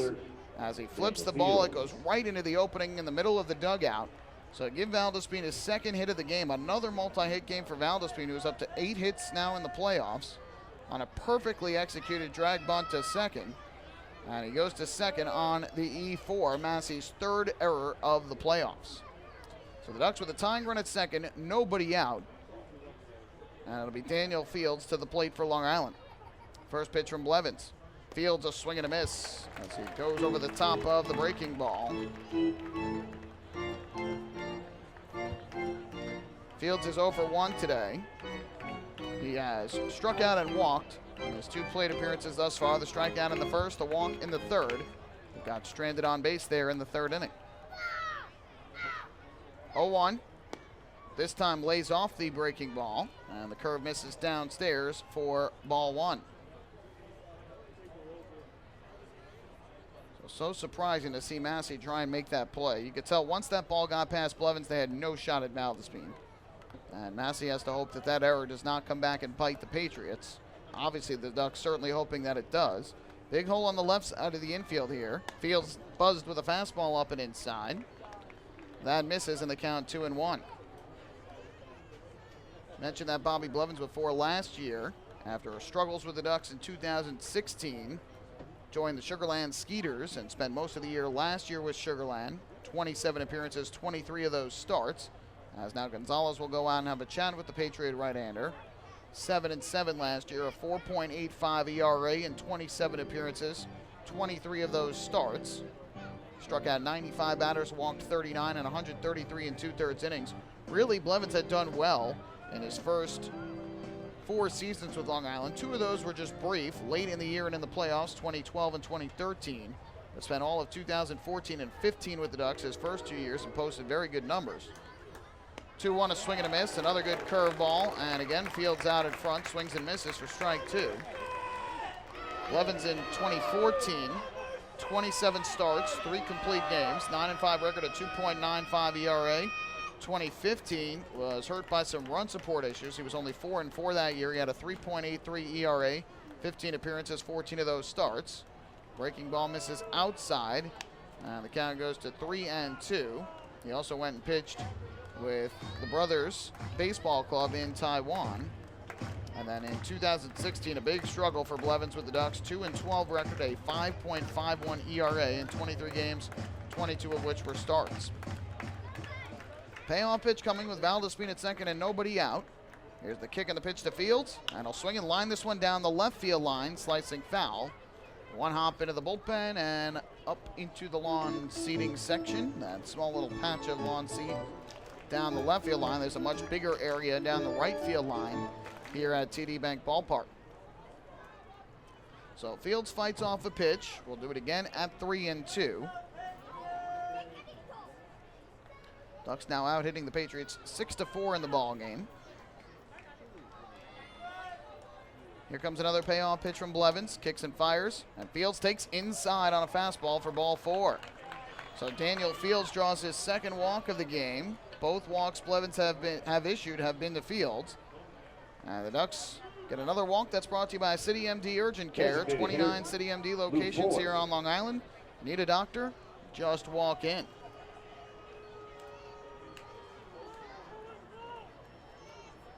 So, the Ducks once again threatening against Bobby Blevins. First and second with nobody out. At first and second with one out. Back in the third inning, it came up empty. First pitch to Ford. Takes a big curveball. That hits for a strike, knee level. And the count 0-1. Ford with a fly out to left back in the first inning. He hit the ball hard, though. And then in the third, lined a shot to right center that Mike Francoso robbed of a base hit. A diving catch that could have brought in at least one, maybe more. Here's the 0-1. Ford a swing and a tapper into the ground, foul at home plate. That'll move the count to 0-2. Obviously, you're trailing by a run. With runners at second and third, first and second, nobody out. But with Lou Ford at the plate, no chance you're bunting with him. Pretty much at any stage of the ball game. With Ford's bat, getting a .293 during the year, did not lay down a single sacrifice bunt. That is not his game. He's up there to swing the bat, get hits, drive in runs. So Valdespin leads at second, Fields at first. Here comes the 0-2. Ford lays off the breaking ball down and away. Blevins try to get him to chase a slider. He would not do so.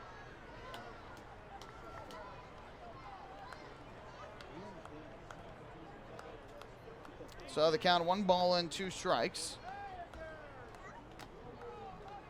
Both Valdespin and Fields have great speed. Combined this year, 42 stolen bases. Blevins is 1-2. Ford lays off again as Blevins try to get him to chase the breaking ball down and away. Don't blame Blevins. Ahead in the count. At 0-2 to start. Why not? Why not try and get him to chase out of the zone? But he's missed now with 2. Now I'm sure we'll see Blevins try and come back with a strike against Ford. Valdespin and Fields take their leads. Boyd playing behind Fields and to his right. 2-2. High fly ball in the air to right center field, shallow. Coming in on it, Justin Trapp. He'll make the catch. Valdespin will just draw the throw. So Lou Ford unable to get the job done. He pops out to shallow right. Now is 0 for 3 in the game. A big out there for Bobby Blevins. And now he's a ground ball double play away from getting out of trouble here in this 5th inning. Taylor Ard. I'm going to bring Taylor Ard to the plate. He was 1 for 2 on the night. A double and a run scored back in the 2nd inning. He led off that inning. And then struck out swinging, chasing badly down and away. With 2 on.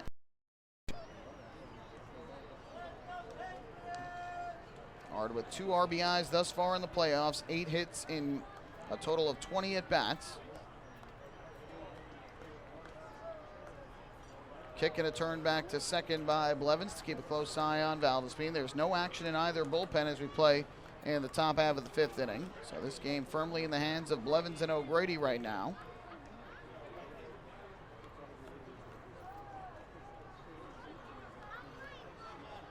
Right-hander gets the sign and comes set. First pitch to Taylor Ard. Breaking ball rocketed into center, but right at Mike Francoso. He'll make the catch. Valdespin again just drawing the throw. So the Ducks put the first 2 on base here in the 5th on a single, an error, and a walk. Ford and Ard cannot get the job done. They cannot move the runners either. And with 2 away, that is going to leave it up to David Washington as the Ducks struggles with runners in scoring position continue.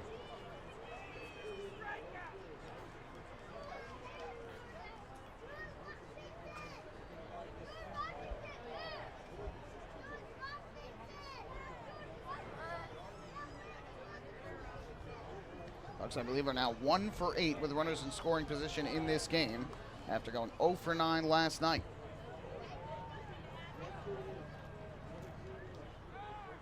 Turning a fake throw back to second by Blevins. The only hit to this point was the Ruby Silva RBI single up the middle in the 2nd inning. The Ducks had first and second, 1 out in the 3rd. They had a runner at first with 1 out in the 4th. Ultimately, runners at the corners with 2 outs. And have now had first and second here with nobody out in the 5th. But now there's 2 away. First pitch And David Washington takes the breaking ball outside for ball one. Washington is 0 for 2 in this game. A fly out to right in the second inning, a fly out to left in the fourth.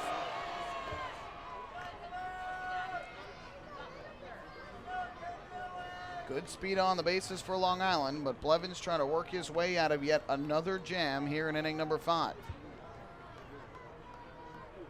1-0. On the ground, right side and through. There's a base hit for David Washington. Valdespina around third. Trapp looking to throw. He goes to third. That not in time as Daniel Fields makes his way there. A 2-out RBI single for David Washington, and we are tied at 2. So it is David Washington who comes up clutch here in the 5th. He collects his 9th run batted in of this postseason. His 4th hit, a ground ball in between Boyd and Massey. Now the Ducks get a big 2-out hit that they've been looking for to tie the game up. Ultimately, I think that run is earned anyway because Valdespina would have been at second on the walk to Fields, regardless of that error by Massey. So the Ducks with the RBI single have tied the game. Now runners at the corners with 2 outs for Ramon Cabrera.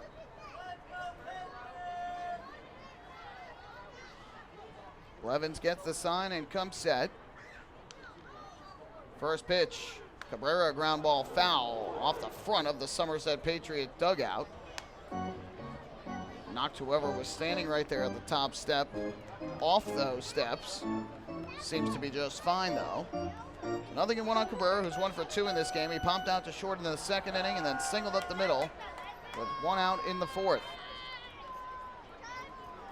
Cabrera still looking for his first run batted in of this postseason. Blevins gets the sign and comes set. And the 0-1. Fouled over the screen back behind home plate. Fouls the ball off. And now the count moves to 0-2. The Ducks are able to get something out of this. Now looking to take the lead. They had a 1-0 lead going into the bottom of the 3rd before the Patriots took it. And now the Ducks have tied the game and are trying to grab the lead back. 0-2 from Blevins to Cabrera. Here's the kick, the pitch, and it is swung on and fouled off again. Cabrera knocks one down the left field line out of play.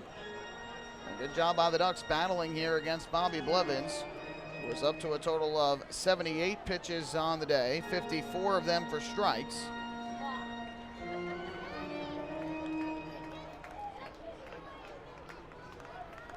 So still 0-2 here with Washington at first, Fields at third. Good speed on the corners for Long Island. Boyd holds on the runner at first base. Blevins another long look in for the sign from Gonzalez and now steps off the rubber. You can understand some communication troubles. Again, Blevins has only made 1 start this year with the Patriots. It was a spot start back on July the 24th. 0-2. Breaking ball low. Washington goes in standing up at second base. So Washington had broken for second base on the big curveball, and Gonzalez never even made an attempt down to second base. That will likely be Washington's 3rd stolen base of the postseason. And now runners at second and third with 2 out. And a base hit from Cabrera can make this a 2-run ball game. Blevins gets the sign and comes set. Here's the 1-2. Fastball is on the outside corner, strike 3 call. The first time this postseason Ramon Cabrera has struck out. He thought that pitch was outside, but Jorge Terán punches him out for the final out of the inning. However, the Ducks are able to tie this game in the 5th. They get 1 run on a couple of hits. There was a walk as well, 1 error. And ultimately the Ducks leave 2 more on base. Now 7 left on today. We go to the bottom of the 5th, halfway through in game 5. Ducks and the Patriots tied at 2. Hey fans, this is outfielder Daniel Fields, and you're listening to Ducks Baseball on the Long Island Ducks Broadcast Network. Hey Ducks fans, the official hotel of the Long Island Ducks is the Radisson Hotel Hauppauge, Long Island. It's centrally located on the north shore of Long Island and offers a home away from home for both business and leisure guests. The Radisson Hotel, Hauppauge, Long Island features an indoor pool, 24-hour business center, a fitness center, and complimentary Wi-Fi in all guest rooms. Enjoy the contemporary American cuisine at the Fountain Grill restaurant or grab a quick bite to eat at Cafe Pronto. And best of all, it's only minutes away from Bethpage Ballpark. The Radisson Hotel, Hauppauge, Long Island, the official hotel of the Long Island Ducks. Call 631-231-1100 today. That's 631-231-1100. Hey Ducks fans, stay up to date with Long Island's hometown team by visiting Quack of the Bat, the official blog of the Long Island Ducks. Quack of the Bat will bring Ducks fans beyond the headlines with in-depth feature articles, breaking news stories, game previews, and so much more. Interact with the team during the entire season through quotes directly from the players and coaches, as well as exclusive video clips and photos. Check out the blog today at quackofthebat.wordpress.com. Quack of the Bat, the official blog of the Long Island Ducks.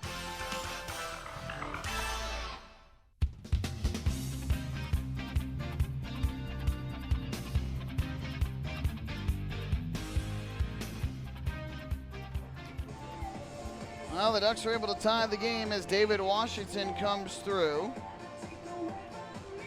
with a 2-out RBI single through the right side. That gives the Ducks their second run of the day. Unfortunately, Long Island was unable to reclaim the lead. Ramon Cabrera called out on strike 3 on a fastball over the outside corner from Bobby Blevins. By the way, for Blevins, that strikeout was his 5th of the game.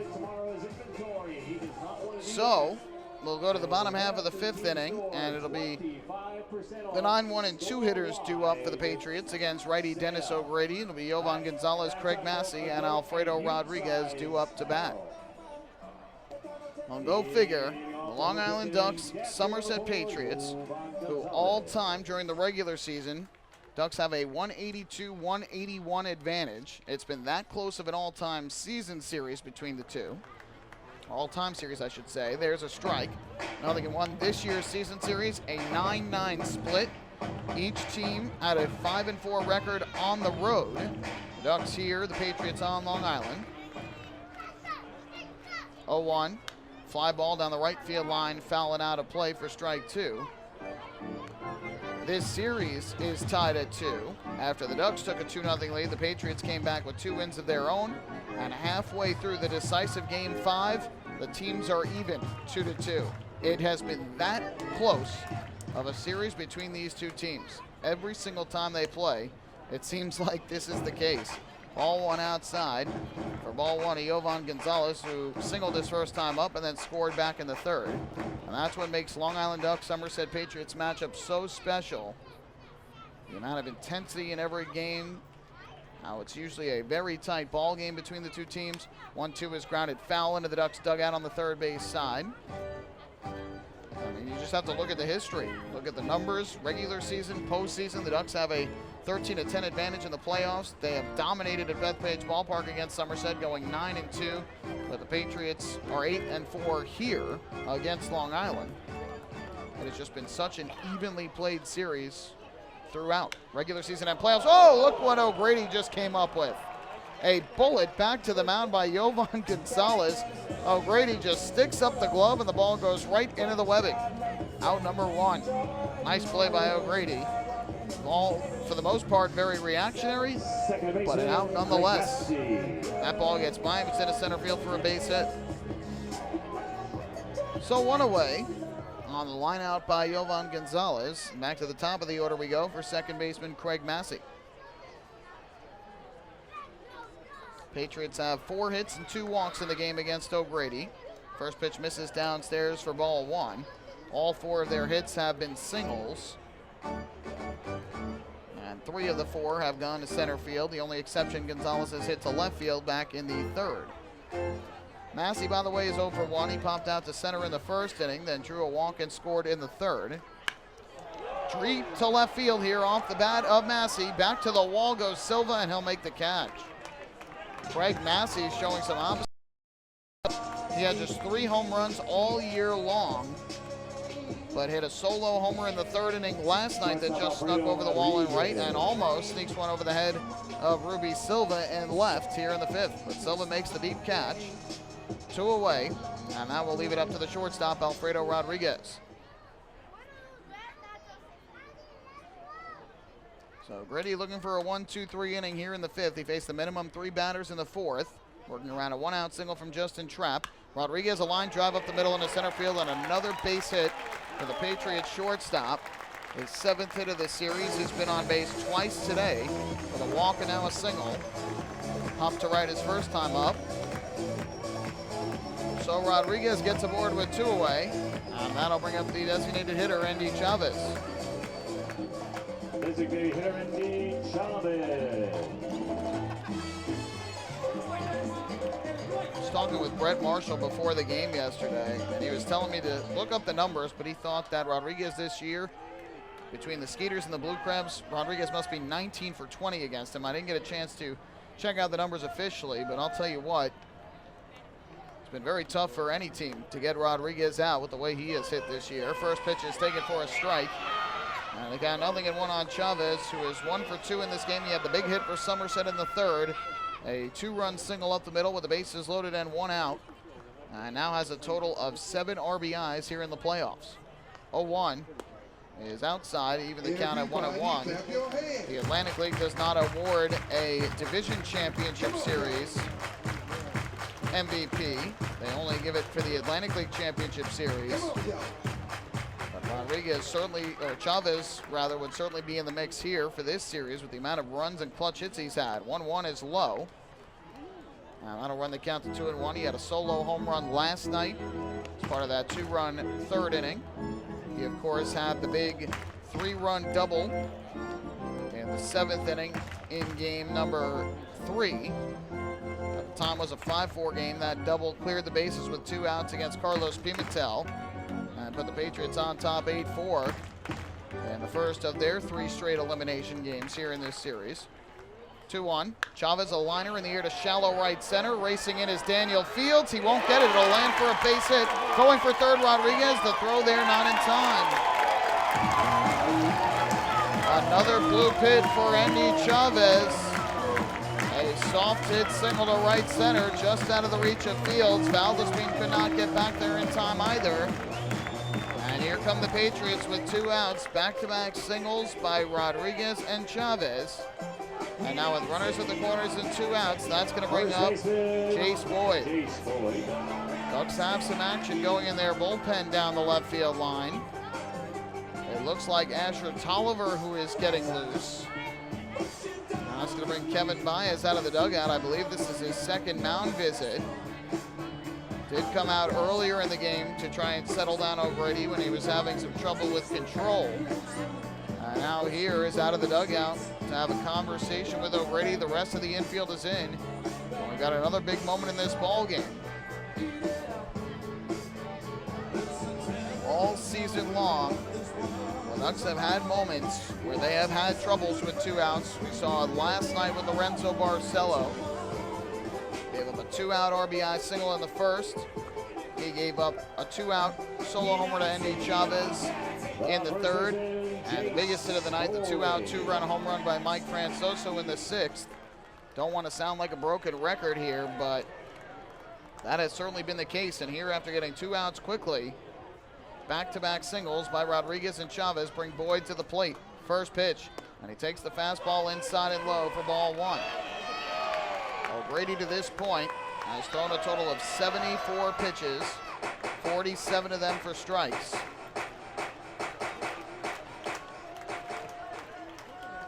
1-0. And Boyd, a ground ball just foul up the 3rd base line. He almost hit Rodriguez, the runner at 3rd. It just went behind him and down towards the Ducks bullpen, where again Tolliver is warming up. And so the count is even at 1 ball and 1 strike. I have to think this is probably O'Grady's last batter. If Boyd reaches, you have the lefty Flores on deck.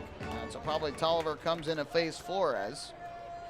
O'Grady trying to send this game to the 6th inning with the score still tied. Rodriguez at 3rd, Chavez at 1st, 2 men out. A 1-1, and Boyd a ground ball to short. Big hop for Dan Lyons. He fields, he throws to 1st, and it's in time. So Dennis O'Grady is able to get out of trouble, works around the back-to-back two-out singles, and gets Chase Boyd to ground out to short, keeping the game tied at 2. No runs in the inning. There were 2 hits for the Patriots. They leave 2 men on base. Have now left 5 on tonight. We go to the 6th here in Game 5. Ducks and the Patriots all even at 2 apiece. Hey fans, this is pitcher Dennis O'Grady, and you're listening to Ducks Baseball on the Long Island Ducks Broadcast Network. Going way back is Joe Holden, and he is looking up, and that one is headed to field 5 at Robert Moses. The waves are gnarly, and the Ducks have tied it at 1.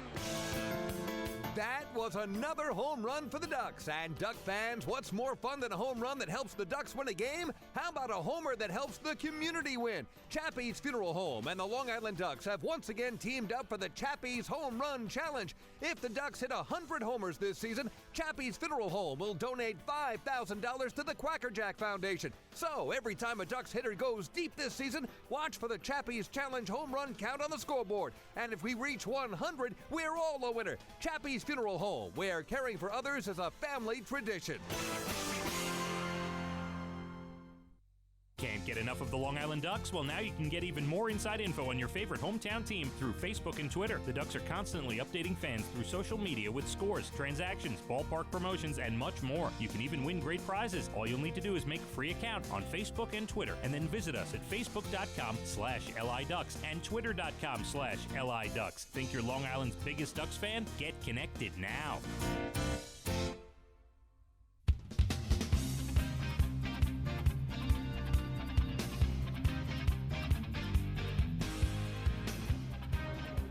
Well, we go to the top of the 6th inning. Still a tie ball game as Dennis O'Grady works around a pair of 2-out singles in the bottom of the 5th inning.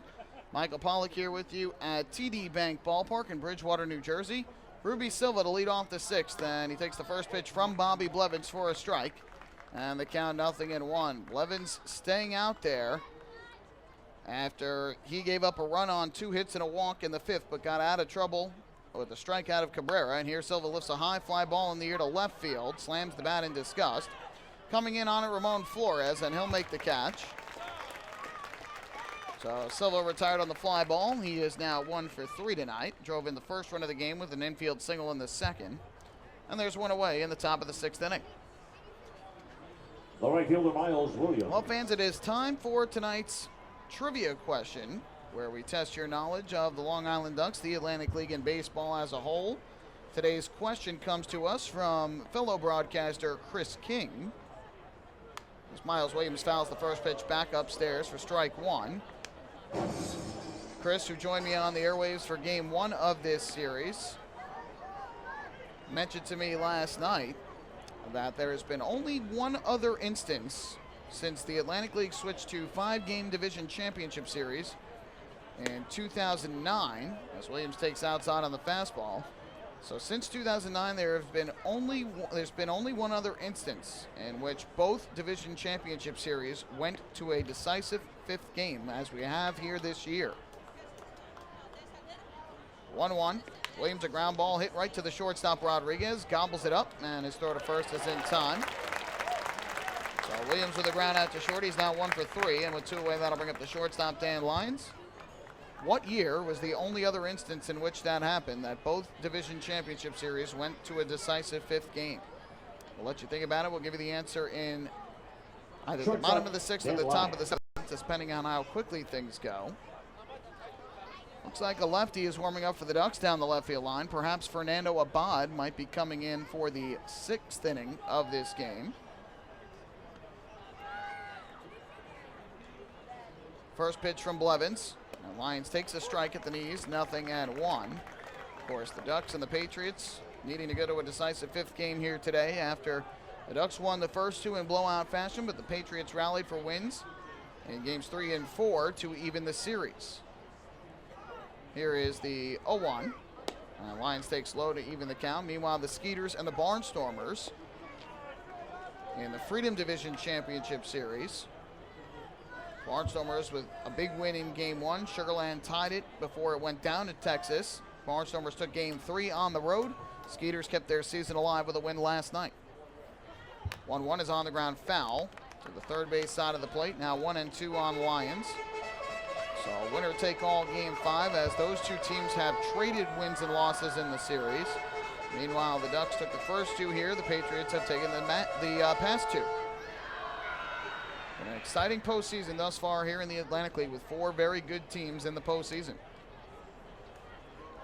Be a 1-ball, 2-strike pitch. Blevins gets the nod, kicks and fires. Lyons takes a fastball at the knees, a called strike 3. Felt it was way low in the zone. He's letting Jorge Teran know about it. Kevin Baez waved his hand in disgust as well. So Dan Lyons goes down looking. Strikeout number 6 for Blevins. And he's thrown 6 innings of 2-run ball here in Game 5. We go to the bottom half of this 6th inning. The score still tied at 2. Hey fan, this is Carlos Pimentel, pitcher, and you're listening to Ducks Baseball on the Long Island Ducks Broadcast Network. Oh, I love it. The color of my new Nicolot patio is so vibrant. It's unlike anything I've ever seen. You're welcome. I'm just going to go finish that Nicolot walkway now. Make your pavers vivid Nicolot pavers. The best looking, most vibrant pavers with the most 3-color blends in the industry. Featuring Nicolot's exclusive paver shield and color blending technology. With color throughout and guaranteed not to fade. Live life in color with Nicolot. Visit Nicolot.com.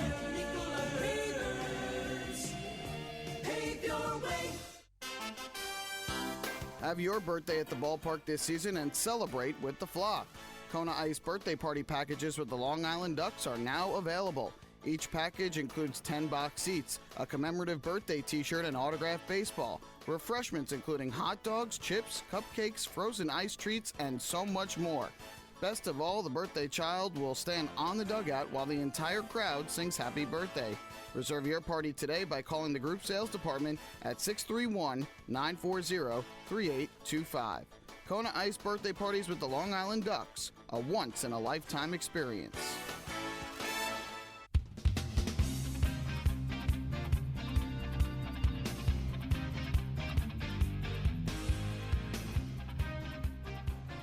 Well, back here at TD Bank Ballpark, we go to the bottom half of the 6th inning with the Ducks and the Patriots all tied at 2. Kevin Baez has gone to his bullpen. He calls upon left-hander Fernando Abad to take over for lefty Dennis O'Grady, who certainly had a battle here tonight, but gives the Ducks 5 solid innings. And O'Grady is done after those 5 innings tonight. We'll give you his final line here shortly. But his evening is done, and now it'll be up to the Ducks bullpen to keep this game even from this point on. O'Grady with a good performance here tonight. He certainly had a battle. Had a couple of easy innings in there, but a couple of very tough ones. The 3rd inning especially, when he lost some control and ended up conceding the 2 runs to the Patriots. And then in the 5th, when he allowed back-to-back 2-out singles before getting Jace Boy to ground out and get out of trouble. Meanwhile, Bobby Blevins was at a total of 89 pitches after that final out in the 6th. The strikeout to Dan Lyons, who did not think that 3rd strike was indeed a strike. It was probably low of anything, maybe a little bit outside too, but definitely looked low from our vantage point. We've got a little bit better of a view with Lyons batting from the right side, but they say otherwise as Jorge Teran, the home plate umpire. Here's Ramon Flores to bat from the left side. First pitch, and Fernando Abad deals a strike. The count 0-1. Flores, the lefty, to lead things off. Then you've got 2 righties, Nate Coronado and Justin Trepp, to follow.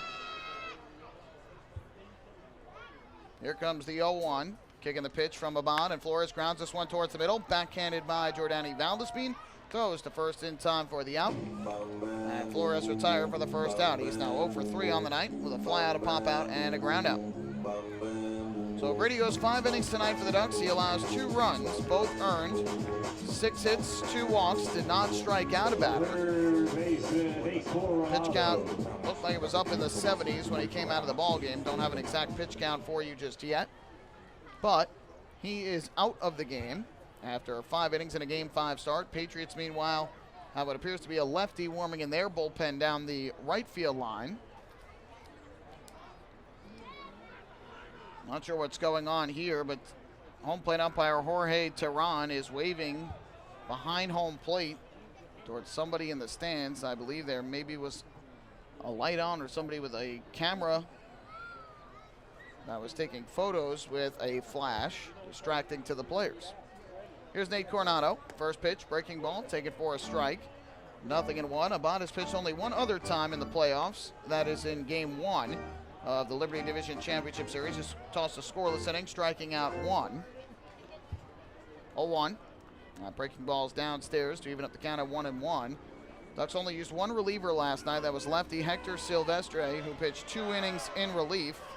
And now we're going to have an issue again. Fred DeJesus, the crew chief, is going to come down from first base towards home plate. And I think he's going to try and tell the fan or whoever is having an issue about what is going on. So Fred DeJesus is talking to some fans in the stands. Patriots president and general manager Patrick McVeary is over in that area as well. And I'm not sure if there were a few fans sitting behind home plate that were using a flash or taking video with a light on. But obviously that can be very distracting to the hitters or the pitchers. Pitchers more so, and the fielders more so than the hitter. Swing and a miss by Coronado, well out in front of the breaking ball. And the count goes to 1-2 on Coronado. 0 for 2 in this game with a foul pop out and a ground out. He is now 1 for 13 in this series. 1-2. Swing and a miss, strike 3. Abad blows him away with a fastball over the outside corner. So Abad gets his first strikeout. That's the first strikeout of the night for Ducks pitching. And with 2 away, that is going to leave it up to Justin Trapp. Right fielder, Justin Trapp.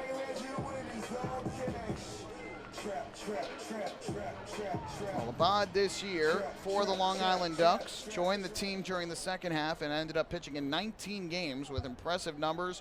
1-0 record, a 0.48 ERA. Had 2 saves as well.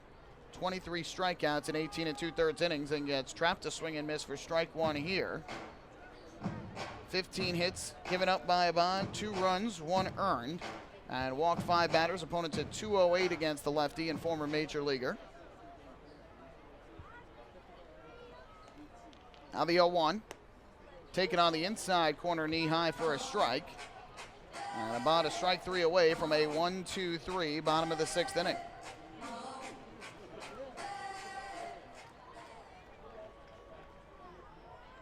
Bottom of the 6th, 2-2 ball game.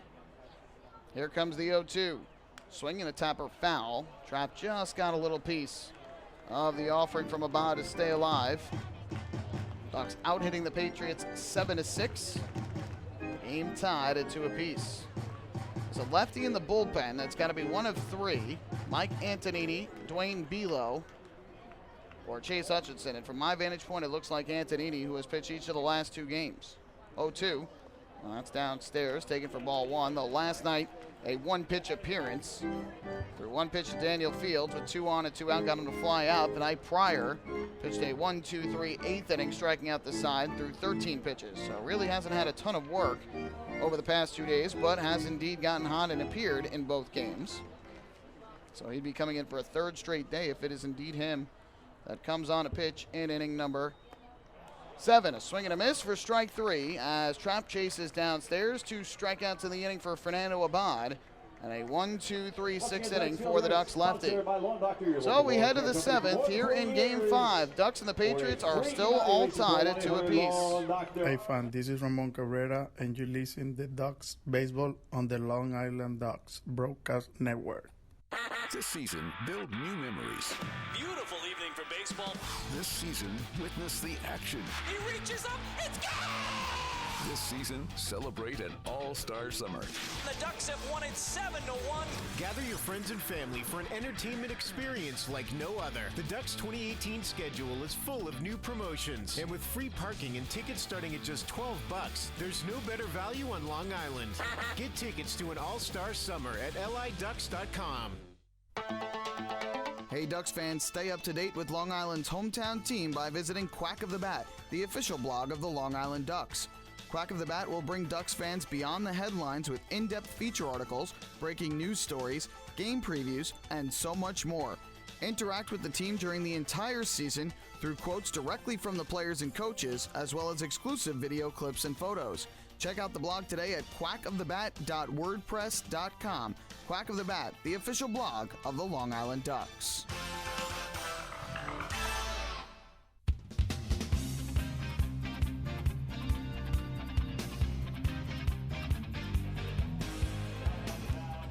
Well, we make our way to the 7th inning here at TD Bank Ballpark. Ducks and the Patriots tied at 2. Bobby Blevins' night is done.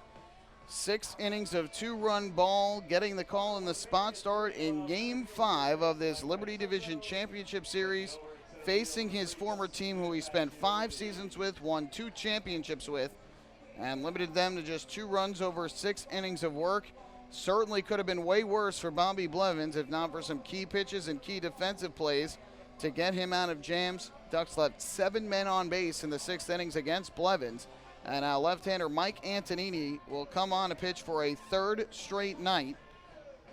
Hasn't had to really dig down deep and pitch hard in those 2 appearances. He struck out the side here in Game 3 in the 8th inning, leading 8-4.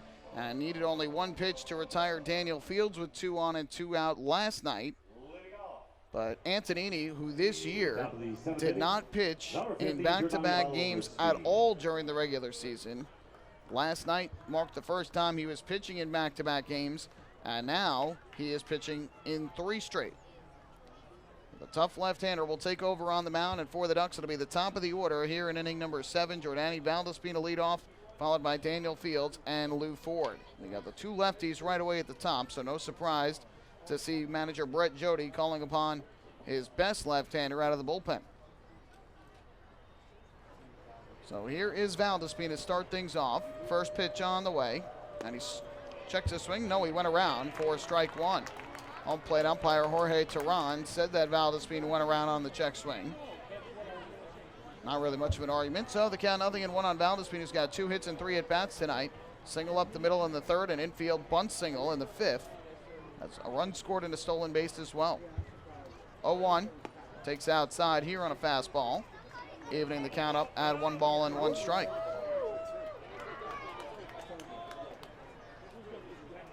Two-2 game. Ducks out hitting the Patriots 7-6. Somerset has committed the only error of the night.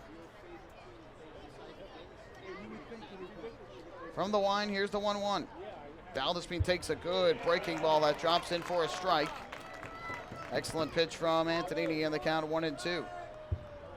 As you get later and later in this ball game with the score tied, you can feel the nervous tension of the fans here in the ballpark. Yeah, not quite as big of a crowd as we had here last night, and certainly not as much as Friday night. The fans here, obviously most of them Patriot fans. The 1-2 on the ground, right side for Craig Massey.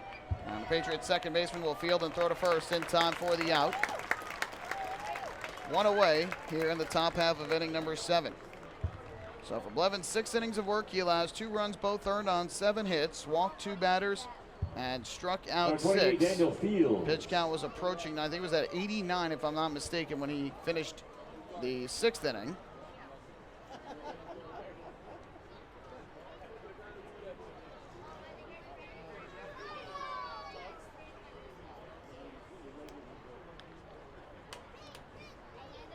So with 1 away, up to the plate is going to step Daniel Fields. He swings and misses at the first pitch for strike 1. By the way, the answer to our trivia question, which again we told you this year, only the 2nd time since 2009 when the Division Championship Series was increased to a 5-game series. This is only the 2nd time both series have gone to 5 games in the Liberty and Freedom divisions, as Fields takes another strike, 0-2. What year was the only other year? We had a guess from one of our fans on Facebook, Tim Keenan. He said 2012. Good guess, but no. Lancaster and York in the Freedom Division Championship Series. Lancaster swept that series in 3 games. 0-2, outside for ball 1, though the Ducks did go 5 games with Southern Maryland that year. The answer was 2014. That year, the Lancaster Barnstormers had to go 5 games to defeat the Somerset Patriots. There were 3 Freedom Division teams that got in that year. 1-2 on the ground towards second. Knocked down by Massey, who juggled it initially, but he recovers and throws out Fields at first for the 2nd out of the inning. Skeeters won both halves, so it created a wild card scenario. Ducks got in as the 2nd half champions and played Southern Maryland in the 1st round of the postseason. While Southern Maryland was still in the Liberty division, they won the 1st half. Skeeters and the Patriots ended up playing in the Freedom Division Championship Series. Both went 5 games. taken inside for ball, and my mistake, it was the Revolution and the Skeeters who played in the Freedom Division Championship Series. Sugar Land won at 5. Lancaster and Somerset played in the Liberty Division Championship Series. That taken outside. And the count goes to 2-0. Lancaster won in 5 games over Somerset. Sugar Land in 5 over York. And eventually Lancaster beat Sugar Land for the Atlantic League Championship that year.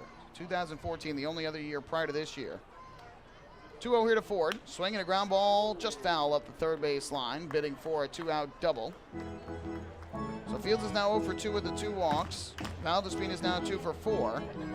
Meanwhile, Lou Ford has had a tough night. He has flied to every outfielder in this game, left, center, and right in that order. His fly out to right center in the third, in which Francoso made a diving catch to rob him of the hit with 2 on and 1 out. One of the biggest plays of the ball game to this point. 2-1 from Antonini. Swinging a foul ball to the top of the screen on the first base side. That'll even up the count at 2-2. And Patriots 1 out away from a 1-2-3 top of the 7th inning.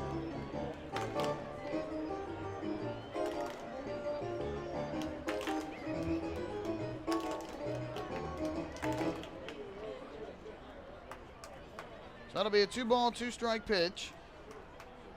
The wind and the offering from Antonini, and Ford swings. It's a fly ball in the air to shallow center.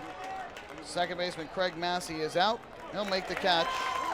And Antonini gets the job done in the top of the 7th as he retires the top of the Ducks order in order.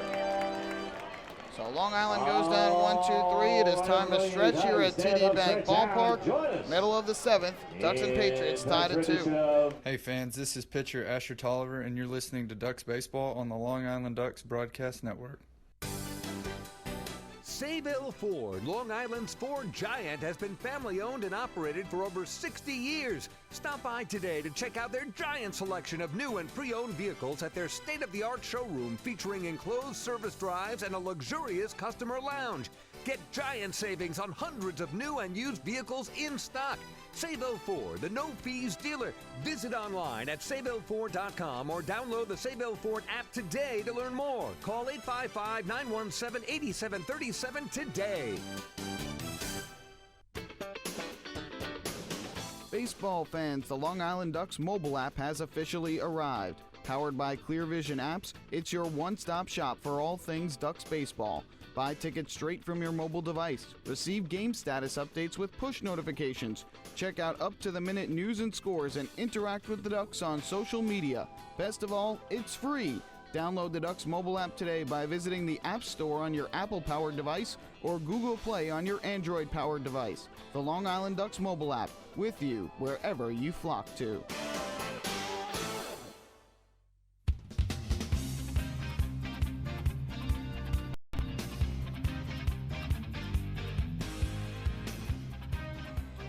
Back to the mound goes Fernando Abad. He is going to stay in for a second inning of relief here tonight.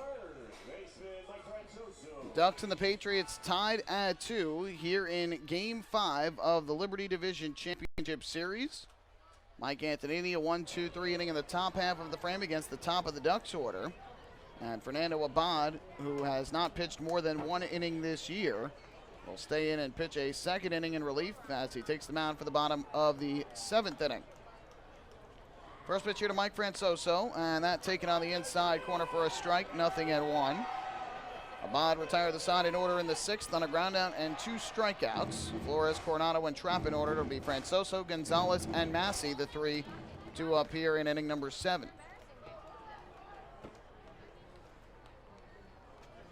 Abad's 0-1.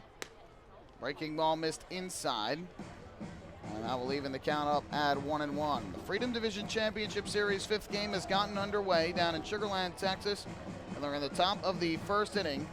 And the Skeeters and Barnstormers are scoreless. With that series tied at 2, winner advances to host Game 1 of the Atlantic League Championship Series Tuesday night. Good curveball by Abad. He deals it for a strike. And that'll move the count to 1-2. Will be the starters from Game 1 of the series. Nate Reed, who twice has been named Atlantic League Pitcher of the Month this year and threw 8 shutout innings in Game 1. Dallas Buehler, the righty for the Skeeters, who one time also was named Pitcher of the Month in the Atlantic League this year. I believe that was for June. Ground ball towards second, charging in his Valdespin, gobbles it up, throws to first, in time to beat Francoso. And there is out number 1. So Mike Francoso now 0 for 3 on the night, 1 away, and that'll bring up the catcher, Yovan Gonzalez. Meanwhile, on the Major League scoreboard, Yankees were defeated today by the Baltimore Orioles 6-3. Winning pitcher was Ryan Meisinger, who improves to 2-0. A.J. Cole, the loser, fell to 3-1. Michael Givens with his 9th save of the year. Gonzalez takes a breaking ball for strike 1. Beckham had 2 home runs for the Orioles, his 11th and 12th of the season. Nunez hit his 7th of the year. No homers for the Yankees in the defeat. Yankees clinched a playoff spot yesterday. 0-1. Gonzalez is swinging a miss. He goes after the breaking ball, and it's 0-2. Mets victorious in D.C. Against the Nationals, 8-6 the final. Winning pitcher was Drew Gagnon, who improves to 2-1. The loser, Wander Suero, falls to 3-1. Anthony Swarzak with his 4th save of the season. Bods 0-2.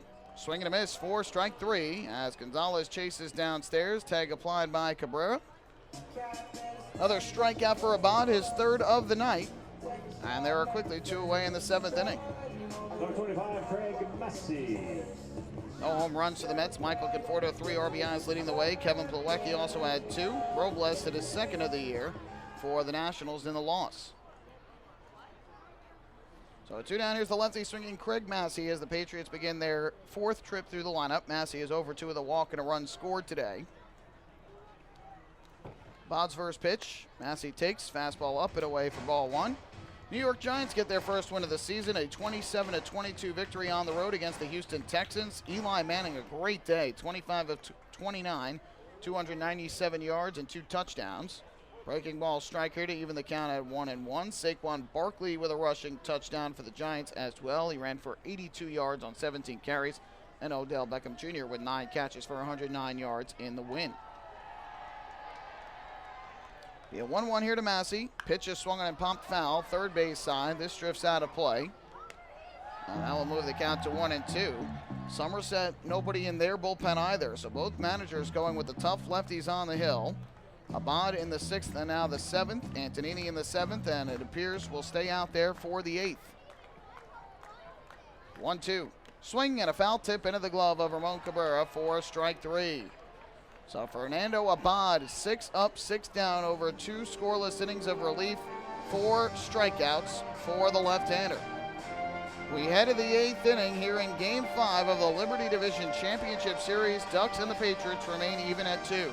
Hey fans, this is pitcher John Brownell, and you're listening to Ducks Baseball on the Long Island Ducks Broadcast Network. We asked people across Long Island, what does energy efficiency mean to you? Energy efficiency? It means finding ways to save a few dollars on my electric bill each month. PSEG Long Island is introducing smart technologies that let you control just how much energy you use. To me, it really is important to keep Long Island green so future generations can enjoy our island's beauty. And we're partnering on renewable sources that will keep Long Island sustainable for generations. Discover all of our energy efficiency programs at psegLiny.com/efficiency. Take your group out to the ball game this season and enjoy all the fun of Ducks baseball at discounted prices with the picnic area, luxury suites, the Smokin' Owls party deck, and so much more. Bringing your group to the game will be an unforgettable experience. The Ducks even offer opportunities to sing the national anthem, serve as the Ridgewood Savings Bank color guard, be the Nicolak Dream Team, put on a pregame performance, or shag fly balls during Ducks batting practice. To book your outing today, call 631-940-3825 and ask for the group sales department. Long Island Ducks Baseball. Good times every time.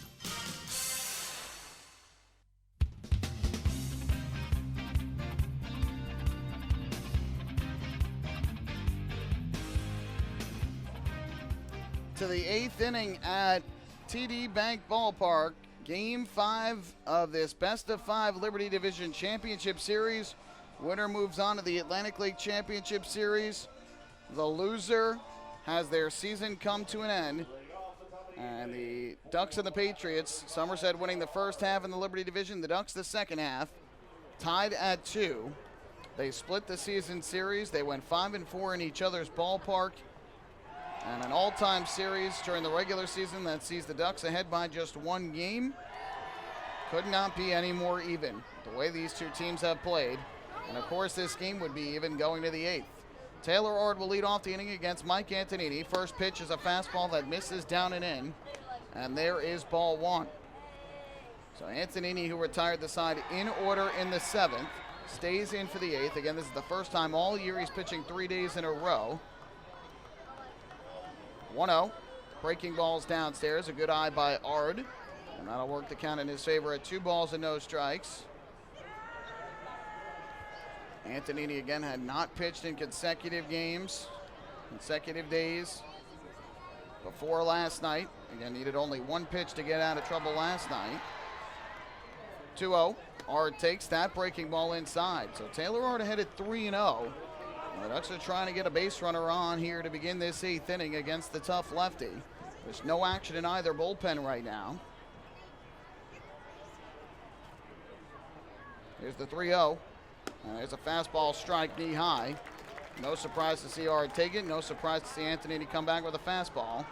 And now a good hitter's count at 3-1. Antonini is ready, winds and fires the 3-1. Up high, ball 4. A leadoff walk issued by Mike Antonini. Taylor Ard on for the 2nd time in this game. He had doubled back in the 2nd and then scored. Since then had struck out and flied out. But here a leadoff walk by Taylor Ard, the 3rd walk of the night for the Ducks offense, and it's brought to you by City MD Urgent Care, 29 City MD locations on Long Island. Need a doctor? Just walk in. Now it's David Washington, whose RBI single in the 5th tied the game up at 2 apiece. First pitch, and that's taken upstairs for ball 1. Again, Washington, no sacrifice bunts on the season. Big power hitter, would not expect him to sacrifice bunt. I know it's late in the game, it's tied. But you don't want to take the bat out of his hands. Ard leads off first. 1-0. Swing and a miss. Washington ended up on his backside at home plate with that big hack on a fastball from Antonini. And that will even up the count at 1-1.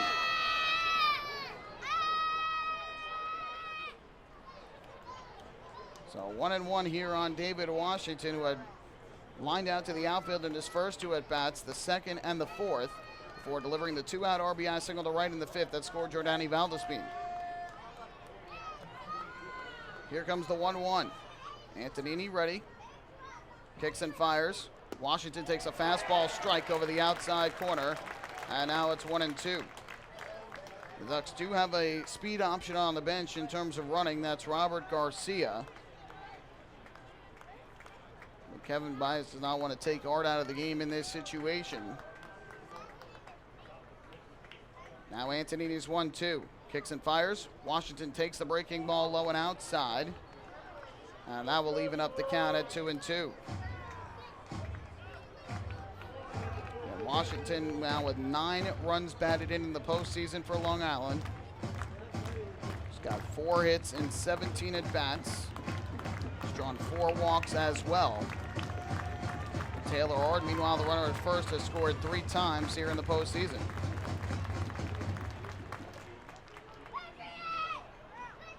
Long look in for Antonini. Now he has what he wants from Gonzalez. And the 2-2. Fastball misses low. Good eye by Washington. And now the count full at 3-2. Somerset has started to get a right-hander loose in the bullpen. Looks like Zexinicola, who has also pitched in each of the past 2 games. See if Ard goes. It's tough with the lefty on the mound, though. 3-2 pitch coming. Here it is. And Washington drives it deep but foul down the left field line. I don't think you'll see Taylor Ard take off at any point here during this at-bat. The key is whether or not Antonini can keep throwing strikes to Washington if he continues to foul them off, or whether Washington can find his way aboard via the walk. Put 2 on with nobody out for Ramon Cabrera. Payoff pitch coming from Antonini to Washington. Here's the kick, the pitch, and Washington swings and misses for strike 3. Good swing by Washington, but Antonini's fastball snuck by him. First strikeout for Antonini, the 7th for Patriot pitching tonight, and there is a big first out for the left-hander. Number 38, Ramon Cabrera. So now with 1 on and 1 out, Ramon Cabrera will come to the plate. Antonini, by the way, had walked just 11 batters this year in 51 innings. Before that leadoff walk here in inning number 8. Ard remains at first with 1 out now. Here is Cabrera, who is 1 for 3 on the night. First pitch from Antonini. And Cabrera swinging a miss, chasing badly down in the zone. And the count 0-1. Cabrera this year a .269 hitter against left-handed pitching. Against righties, .268. So a pretty even split for Cabrera, lefties and righties. Zanicola continues to warm down the right field line for the Patriots. Now it'll be an 0-1. Antonini deals. Cabrera swinging a weak ground ball foul up the first base line off the end of the bat.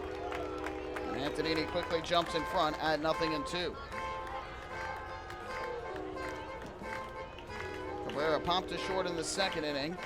Singled up the middle in the 4th, but was erased at second on a fielder's choice, and then went down looking on a called 3rd strike in the 5th inning. Fastball near the outside corner that Cabrera thought was too far off.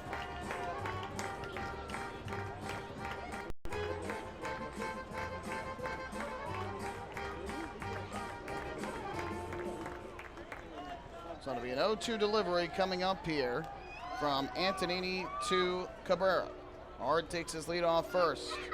Kicking the pitch. Cabrera takes a breaking ball right over the outside corner for strike 3. Cabrera with a long look back at Jorge Teran and now makes his way to the dugout. Looked pretty good from here. But Cabrera goes down looking. Second strikeout in a row for Antonini. And after the leadoff walk to Taylor Ard, Washington and Cabrera are down on strikes. Now with 2 away, that is going to leave it up to Ruby Silva, who had a 2-out RBI single earlier in this game, back in inning number 2.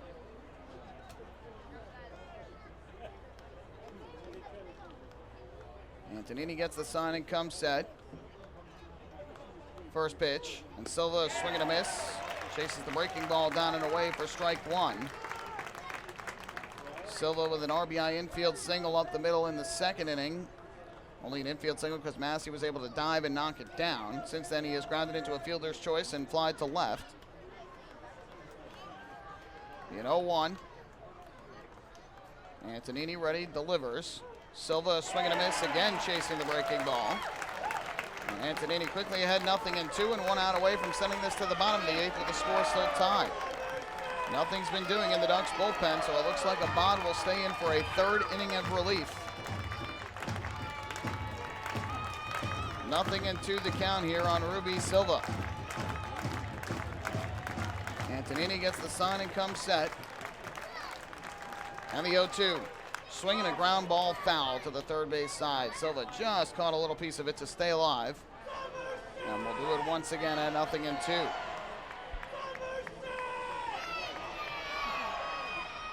Tense moments here in Bridgewater, New Jersey between these two teams. Games on Long Island not quite as tightly contested. The games here in New Jersey certainly have been. And tonight the most tightly contested of all of them. Silva asks for time as Antonini will go through the signs again. It's up to 31 pitches now since taking over to begin the 7th. Looks like Zanicola ready to come in down the right field line. You've got 2 righties following. Now the 0-2. Swing and a miss for strike 3 as Silva goes fishing at the breaking ball. So Antonini allows the leadoff walk to Taylor Ard, who shows terrific plate discipline. The next 3 hitters, not quite as much. And Antonini strikes out the side here in the 8th inning. No runs, no hits, 1 man left. We'll head to the bottom of the 8th. The score is still tied at 2 apiece. Hey fans, this is shortstop Dan Lyons, and you're listening to Ducks Baseball on the Long Island Ducks Broadcast Network. Hey, Ducks fans, the official hotel of the Long Island Ducks is the Radisson Hotel, Hauppauge, Long Island. It's centrally located on the north shore of Long Island and offers a home away from home for both business and leisure guests. The Radisson Hotel, Hauppauge, Long Island features an indoor pool, 24-hour business center, a fitness center, and complimentary Wi-Fi in all guest rooms. Enjoy the contemporary American cuisine at the Fountain Grill restaurant or grab a quick bite to eat at Cafe Pronto. And best of all, it's only minutes away from Bethpage Ballpark. The Radisson Hotel, Hauppauge, Long Island, the official hotel of the Long Island Ducks. Call 631-231-1100 today. That's 631-231-1100.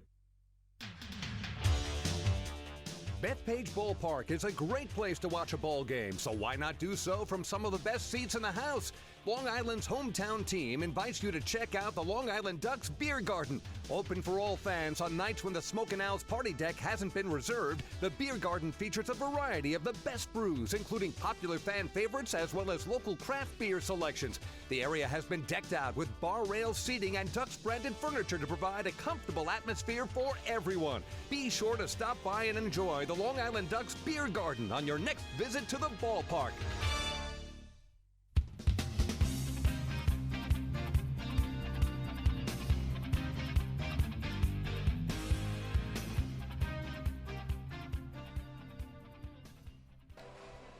Michael Pollack with you here at TD Bank Ballpark. We go to the bottom of the 8th inning. Ducks and the Patriots remain tied at 2. Back-to-back scoreless innings from Mike Antonini, who was able to work around a leadoff walk by Taylor Ard in the top of the 8th.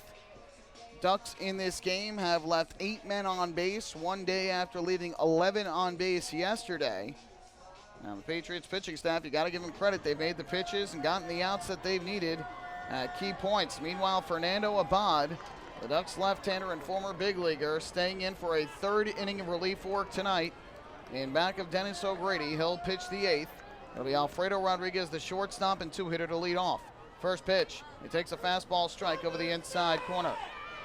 Rodriguez is 1 for 2 tonight. Popped to right in the first, drew a walk in the 3rd, and singled up the middle in inning number 5. The 0-1, outside Abad missed. And that'll even the count at 1-1. Rodriguez now 7 hits and 15 at-bats here in the postseason with 5 walks. Continuing to be a force for the Patriots. Abad gets the sign from Cabrera. Here's the 1-1. Swinging and a miss. Nasty breaking ball from Fernando Abad. And that will move the count to 1-2. Abad to this point has thrown 25 pitches, 20 of which have been strikes. And now it'll be a 1-ball, 2-strike pitch to Rodriguez. Here's the kick, here's the pitch. Rodriguez takes the fastball up and away, evening the count at 2-2. Zach Zinicola was warming up for the Patriots in the top of the 8th. There's a righty standing, but nobody throwing. 2-2, fastball, just missed. I'm not sure where that missed. I don't see much arguing from the Ducks dugout here. I'll look pretty much over the heart of the plate.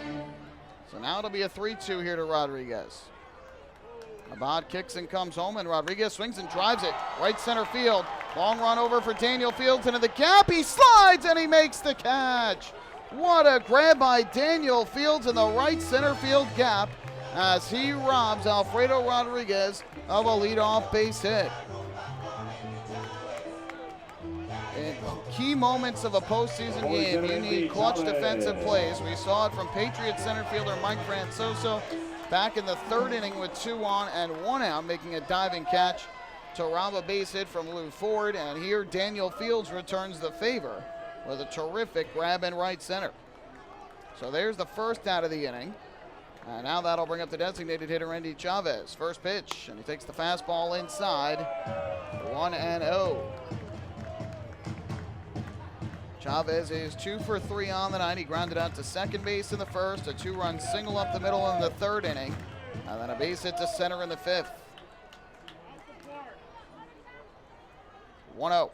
Breaking ball on the inside corner, and that will even up the count at 1-1. Chavez now with 5 hits and a total of 15 at-bats here in the playoffs. And we mentioned before, 7 runs batted in. The 1-1 is on the ground to the right side. Couple hops for Jordani Valdespin. He will field and throw out. Chavez at first. So Andy Chavez grounds out to Jordani Valdespin. 8 up and 8 down now. Fernando Abad. And it'll be the cleanup hitter and first baseman Jace Boyd coming up to the plate.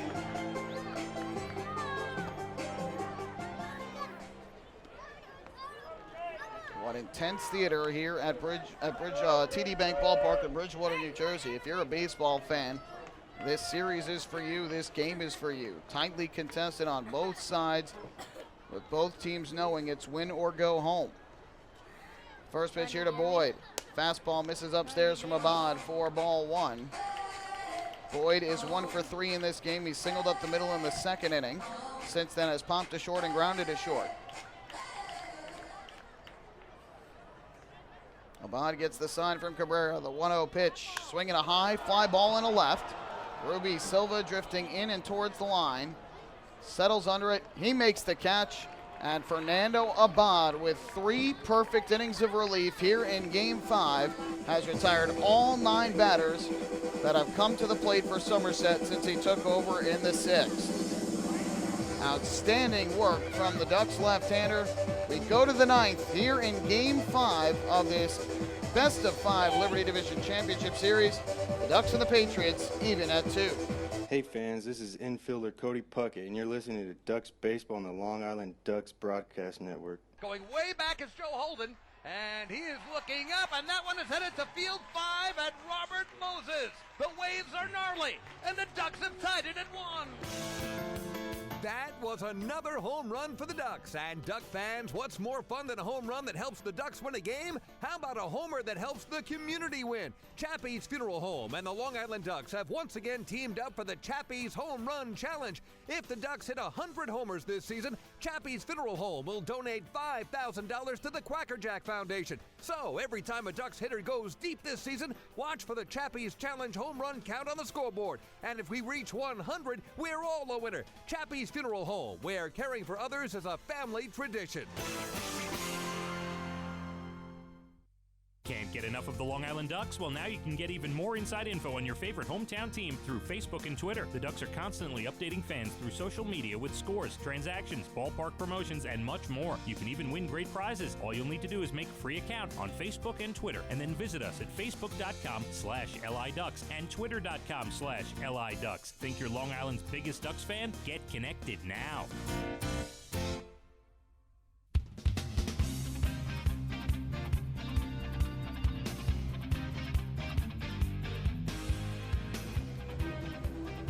To the 9th inning at TD Bank Ballpark. Long Island Ducks, Somerset Patriots, 2-2 the score. Ducks out hitting the Patriots 7-6.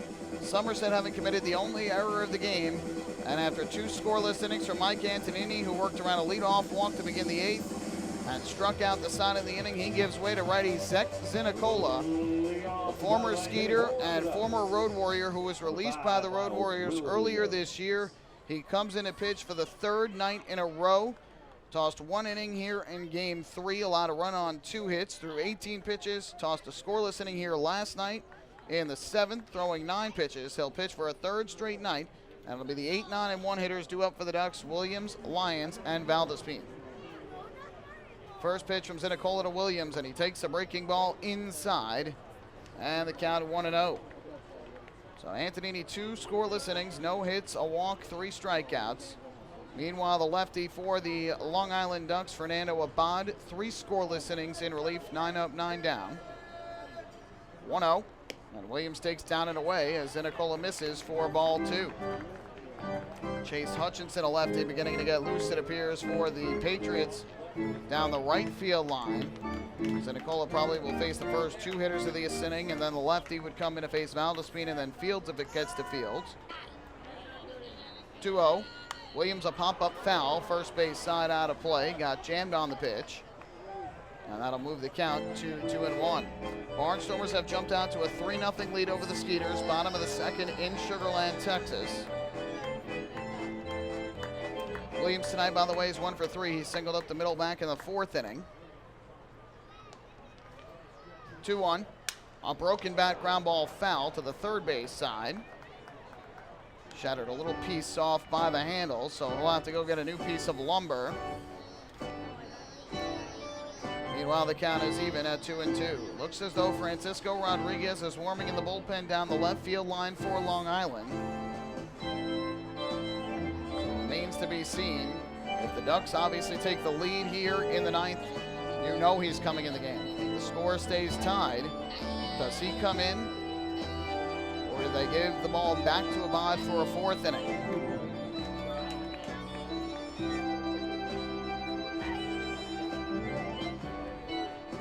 Well, either way, after the delay, Miles Williams will make his way back up to the plate for the Ducks.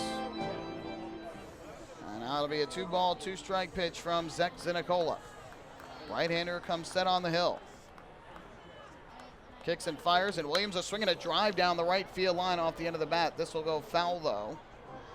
Hit the ball well, but was behind it, drove it foul. We'll do it again at 2-2. Ducks have not picked up a hit since Washington's RBI single in the 5th. Patriots have not collected a hit since Andy Chop 5th. 2-2. Down in the dirt, goes all the way back to the backstop. No harm, no foul for the Patriots since nobody is on base. But the count is now full at 3 balls and 2 strikes on Miles Williams. Ducks got the leadoff man on base in the 8th inning via the walk. 3rd time in this game they got the leadoff man on.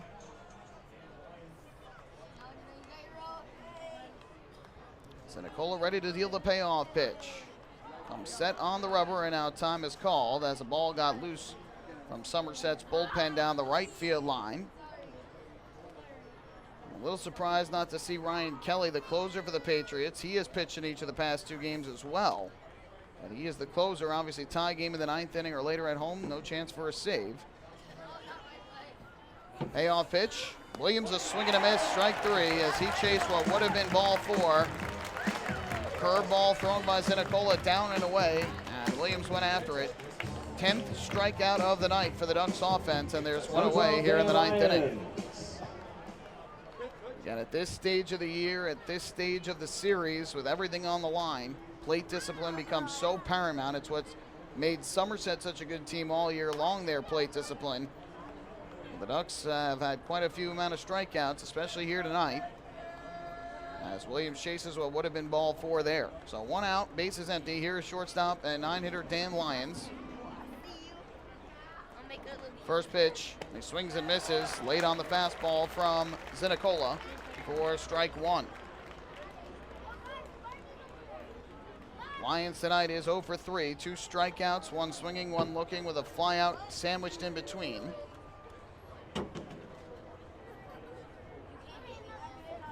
Here's the 0-1, taken upstairs. And that will even up the count at 1 ball and 1 strike. And we appreciate everybody tuning in here on the Long Island Ducks Broadcast Network. Facebook Live, liducks.com, and youtube.com/DucksBaseball. Game 5 of this best of 5 Liberty Division Championship Series. Lyons takes the breaking ball down and away, and that'll move the count in his favor at 2 balls and 1 strike. You can tell Zinicola having a little bit of trouble with his control here. Bailed out there against the leadoff hitter Miles Williams. Now a count of 2-1 on the Ducks shortstop Dan Lyons. Zinicola comes set. Here's the kick and the pitch. Lyons a ground ball weakly towards first. It's a fair ball. Picked up by Boyd. He'll step on the bag. Lyons retired for the 4th time tonight on the 3 unassisted ground out. And with 2 away, that is going to leave it up to Jordani Valdespin.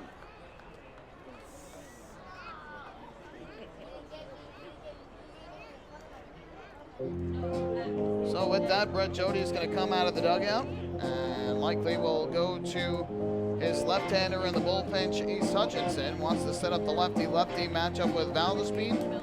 Zach Zinicola for the 3rd straight night comes in. He gets the job done, retires the 2 righties, and now we'll have a lefty-lefty matchup between Chase Hutchinson and Jordani Valdespin. Another pitching change here at TD Bank Ballpark with a score tied at 2. Hey fans, this is manager Kevin Baez, and you're listening to Ducks Baseball on Long Island Ducks Broadcast Network. We asked people across Long Island, what does energy efficiency mean to you? Energy efficiency? It means finding ways to save a few dollars on my electric bill each month. PSEG Long Island is introducing smart technologies that let you control just how much energy you use. To me, it really is important to keep Long Island green so future generations can enjoy our island's beauty. And we're partnering on renewable sources that will keep Long Island sustainable for generations. Discover all of our energy efficiency programs at psegLiny.com/efficiency. Take your group out to the ball game this season and enjoy all the fun of Ducks baseball at discounted prices with the picnic area, luxury suites, the Smokin' Owl's party deck, and so much more. Bringing your group to the game will be an unforgettable experience. The Ducks even offer opportunities to sing the national anthem, serve as the Ridgewood Savings Bank color guard, be the Nickalock Dream Team, put on a pregame performance, or shag fly balls during Ducks batting practice. To book your outing today, call 631-940-3825 and ask for the group sales department. Long Island Ducks Baseball. Good times every time.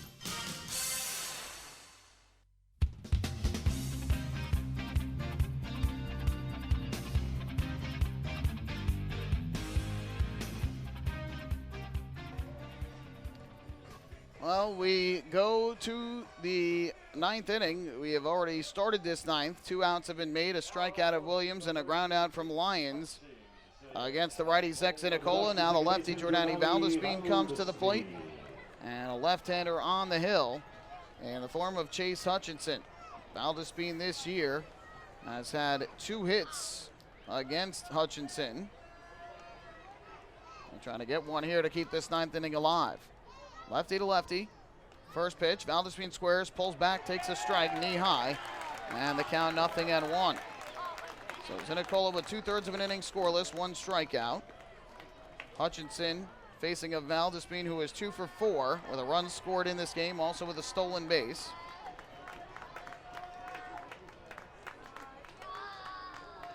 Left-hander gets the sign and comes set. And the 0-1. Breaking ball, missed outside. Close pitch. But Valdespin takes and the count even at 1 ball and 1 strike. Valdespin had a terrific season all around offensively for the Ducks. He had .338 against lefty pitching, but also .338 against righties, so even split lefties and righties for Valdespin. 1-1. Swing and a miss. Was expecting a fastball and got a breaking ball down and away. Valdespin way out in front of it. And the count 1-2. Looking ahead to the bottom of the ninth, it is going to be the 5, 6, and 7 hitters for the Patriots. Flores, the left fielder, Justin Pacioli, who is in center field for the Patriots, taking Nate Coronado's spot in the order, and right fielder Justin Trapp. Patriots fans with a 2-strike collapse trying to will this game to the bottom of the ninth with the score still tied at 2.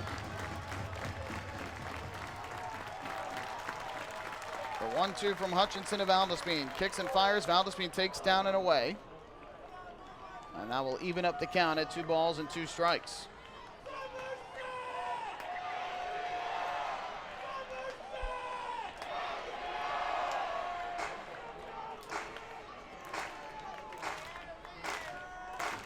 Two game, 2 balls, 2 strikes, 2 outs. Top of the ninth inning.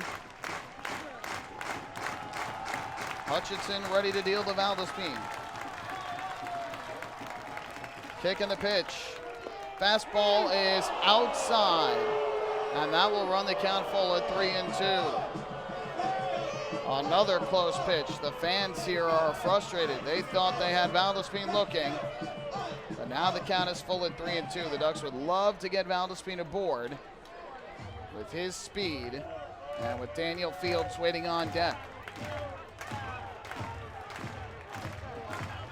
2-strike claps once again from the crowd here at TD Bank Ballpark.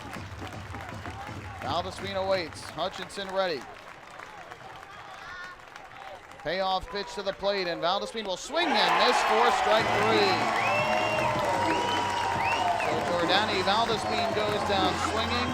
The combo of Zinicola and Hutchinson retires the Ducks in order in the top of the ninth inning. We head to the bottom of the ninth.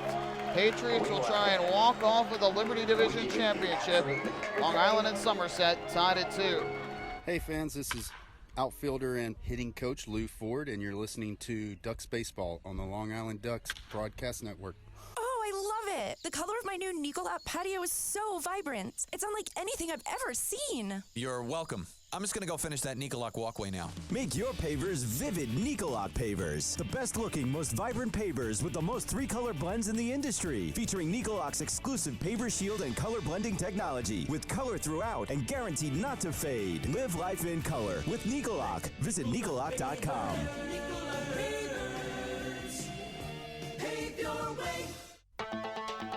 Hey Ducks fans, stay up to date with Long Island's hometown team by visiting Quack of the Bat, the official blog of the Long Island Ducks.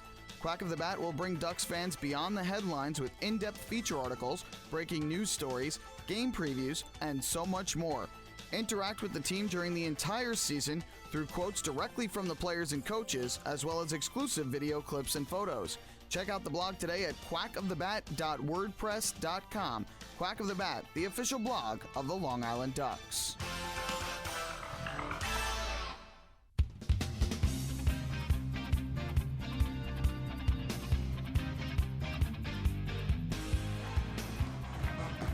To the bottom half of the ninth inning here at TD Bank Ballpark in Bridgewater, New Jersey. Game 5 of this best-of-5 Liberty Division Championship Series. The Ducks and the Patriots are tied at 2 in the series and tied at 2 in this ballgame. Just incredible how these two teams continue to battle it out year after year after year. This is the 4th consecutive year these two teams are meeting in the postseason in the first round.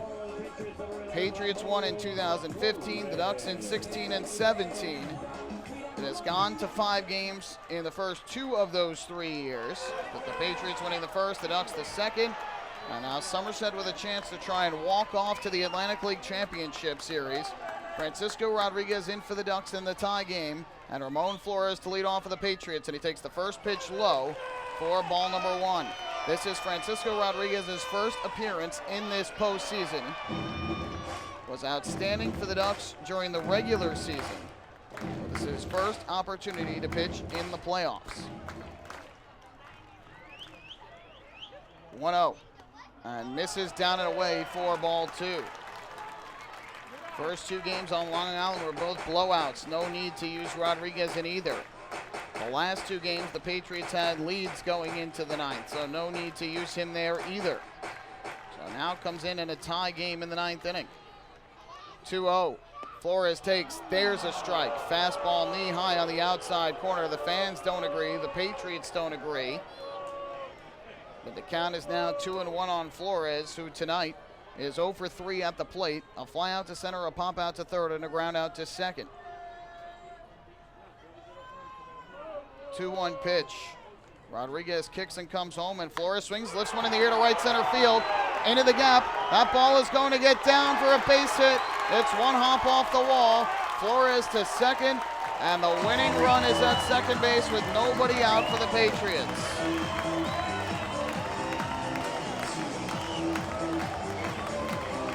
Falling behind in counts will hurt you, and Rodriguez missed with the first 2 against a team that is very patient at the plate. And Flores got a pitch up in the zone, connects for his second extra base hit of the playoffs, his first double, and overall his 6th hit in 18 at-bats. And Somerset now with the winning run at second base, nobody out, and you have to expect here that Justin Pacioli will be laying down the sacrifice bunt to try and move the runner to third with less than 2 outs. Corner infielders playing in tight. Rodriguez looks in for the sign from Cabrera. First pitch, Pacioli does not square, and he takes low for ball 1. Wow. If any situation called for it, this is the one. Pacioli this year for the Patriots, a total of 4 sacrifice bunts. 1-0 from Rodriguez, again doesn't square, and he takes a strike over the outside corner, 1-1. Pacioli took over in the 7th inning apparently in center field with Francoso moving to third. It's a move we've seen in each of these 3 games by manager Brett Jody to improve the defense of the Patriots. Flores leads from second with nobody out. Rodriguez is 1-1. A half swing. They appeal to first. No swing. says Fred DeJesus, and the Ducks dugout can't believe it. Well, there's not much more that can be said. Obviously, we know what the calls have been. We know how the Ducks in these two games have not had calls go their way. That was a big half swing call that doesn't go the way of the Ducks. 2-1 the count now on Pacioli. Rodriguez set, kicks, fires, swinging a ground ball foul. And now the count is 2-2. And now I can't imagine a situation where Pacioli tries to square.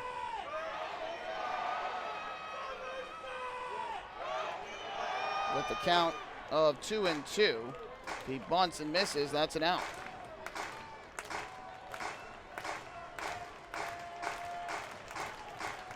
Two ball, two strike pitch coming from Rodriguez, looking for the first out here in the bottom of the ninth inning. Rodriguez looks to second, deals to the plate. Pacioli grounds it foul. Just caught a little piece to stay alive at home plate. Patriots and their fans can sense it.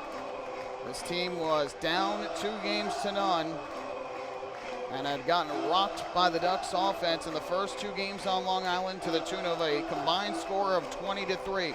They have come back here to their home ballpark where they went 44-27 this year. Have picked up wins in games 3 and 4 to force games 5. And now trying to win it here in the bottom of the ninth. 2-2.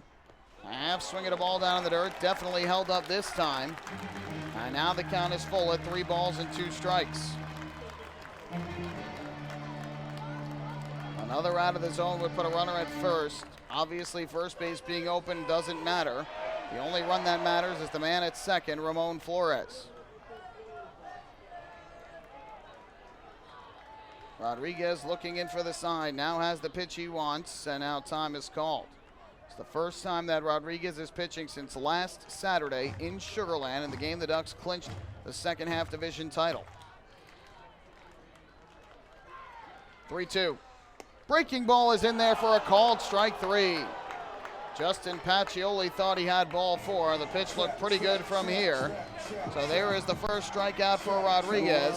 And what a surprise that Pacioli did not try and bunt Flores over to third to give Somerset with a chance with Justin Trapp coming up for a chance to win it on a fly ball. Flores does not have amazing speed. It certainly is not completely slow. But they do not bunt with Pacioli. He strikes out looking. Now 1 on, 1 out. And here is Justin Trapp. Rodriguez is ready. First pitch. Trapp pops one up. Foul down the right field line. Washington ranging back towards the stands. He will not have a chance to make the play. It's into the crowd and the count 0-1.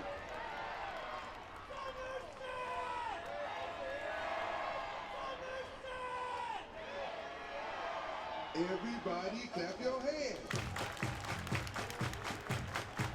Come on, y'all.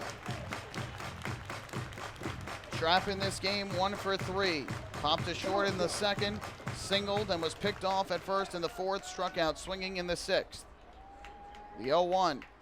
Fastball just missing the outside corner. Another close pitch and Rodriguez doesn't get the call. And that will even up the count at 1 ball and 1 strike.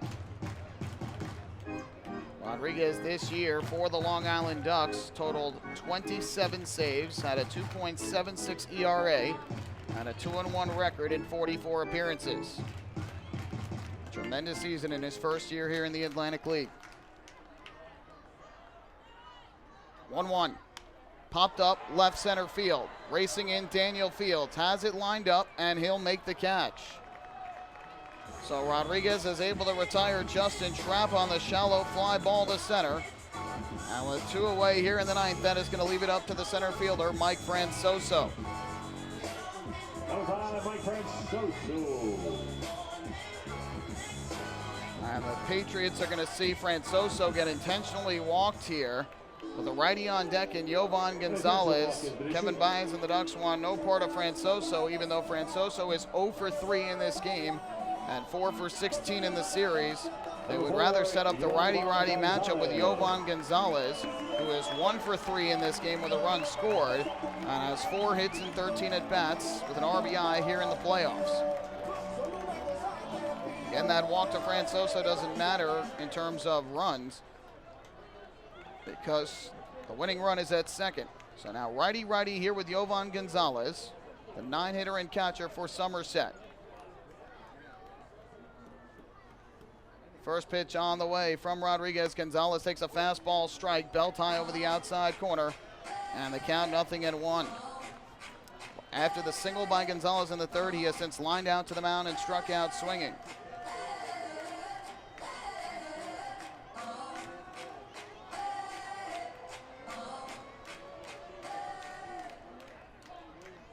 Rodriguez gets the sign and comes set. It'll be an 0-1. Flores leads from second. Francoso from first with 2 out. The 0-1 pitch. Breaking ball down and away. And that will even things up at 1-1. It looks like Logan Kensing has been warming up for the Patriots down the right field line. If we go to a 10th inning, he will likely come in. Rodriguez trying to work around the leadoff double from Ramon Flores here in the bottom half of the 9th inning.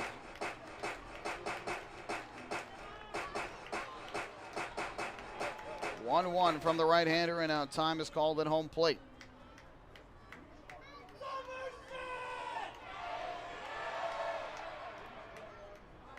The fans who are roaring at the start of the inning have quieted for the moment. It'll be a 1-1. Rodriguez kicks and comes home. Gonzalez a swing and a miss as he chased the breaking ball downstairs for strike 2. And now Francisco Rodriguez is a strike 3 away from forcing extra innings here in the decisive Game 5.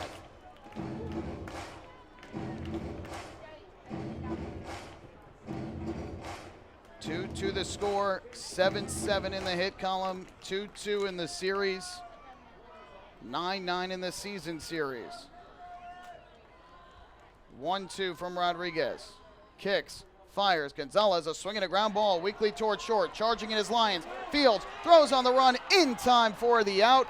And Francisco Rodriguez works around a leadoff double by Ramon Flores to force extra innings here in Game 5.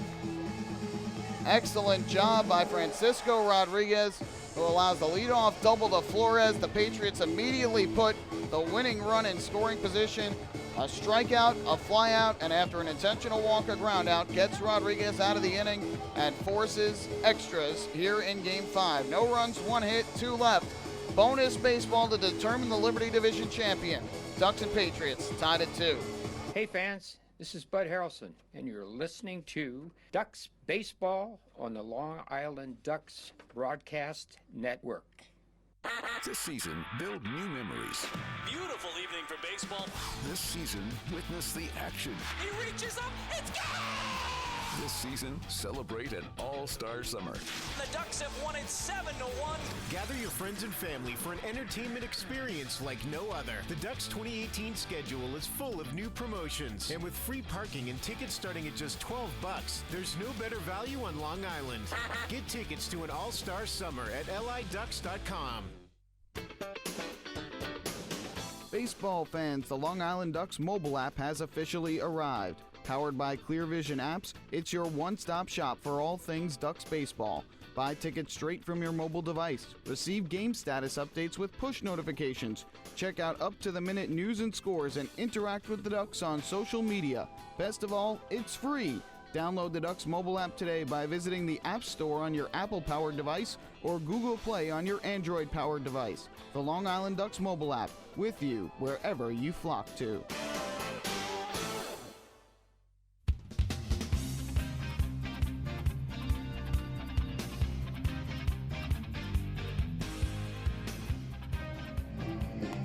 What else would you expect from the Long Island Ducks and the Somerset Patriots? The way the first 2 games went, so surprising to see the Ducks outscore the Patriots the way they did. But the 3 games here have been much more like the season series and the all-time series between these 2 teams.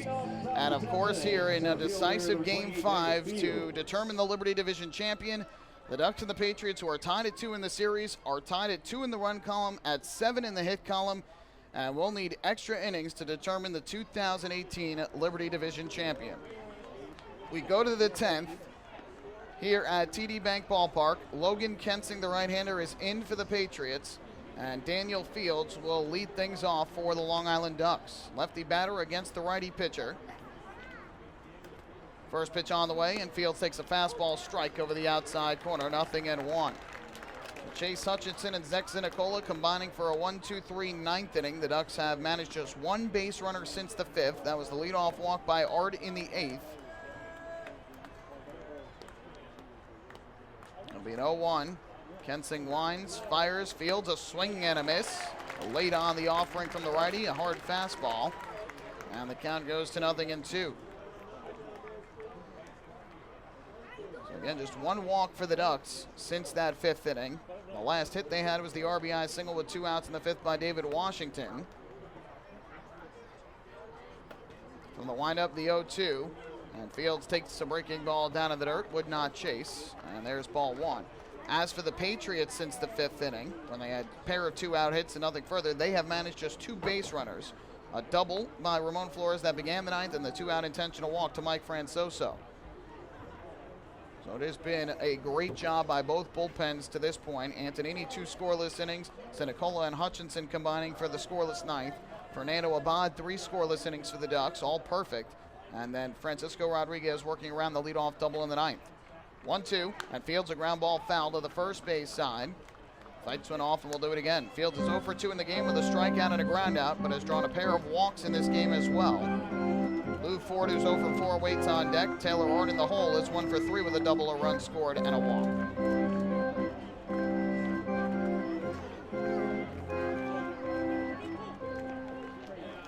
There's a righty warming up for the Ducks in the bullpen down the left field line. I can't tell who it is from here. Kensing gets the sign and comes set. Again, the 1-2. And Fields a swing and a miss for strike 3 late on the offering. I think he might have chased downstairs too.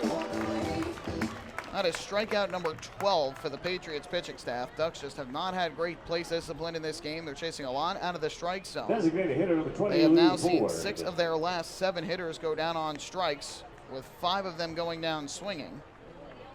So 1 away, and that'll bring up the designated hitter, Lou Ford. I'm not going to lie, I think it is Matt Larkins warming up down the left field line for the Ducks. Larkins, who started game 1 and pitched 6 strong innings, appears to be warming up for the Ducks down the left field line.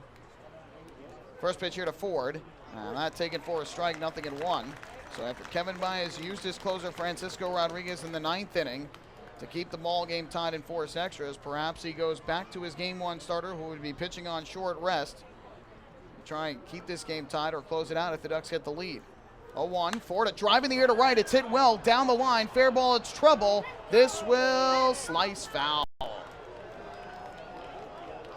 Another tough break for the Long Island Ducks as Lou Ford crushes one down the right field line. He has done such a good job hitting the other way this year. And that ball just had enough tail on it to go to the right of the foul pole and land in foul ground. So Ford now behind at 0-2. He has flown out to all 3 outfield positions and popped to second in his 4 at-bats in this game. Was robbed of a base hit with 2 on and 1 out in the 3rd. And Kensing could take a deep breath after that deep drive off the bat of Ford. Kensing gets the sign and comes set. Here's the 0-2. High pop-up in the air, right side of the infield. Chase Boyd along the line will make the catch as he crosses in a foul ground. So Ford just misses a home run down the right field line. He pops out for the 5th time in this game. Now with 2 away, that is going to leave it up to the righty hitting third baseman Taylor Ard.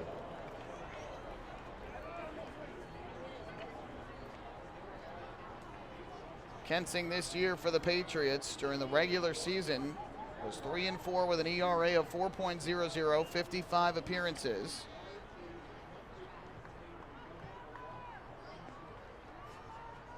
Pitched last night a scoreless inning in the 8th. Worked around a walk and a single to begin the inning. Ard swings at the first pitch and fouls it off. At the bottom of the strike zone in the count, 0-1.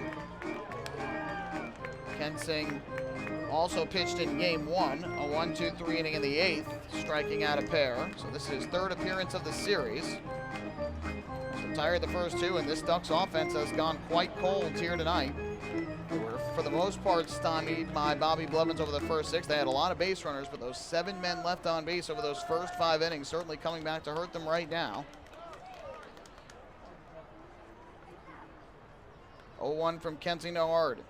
The kick, the pitch, half swing. They appeal. No swing, says Fred DeJesus.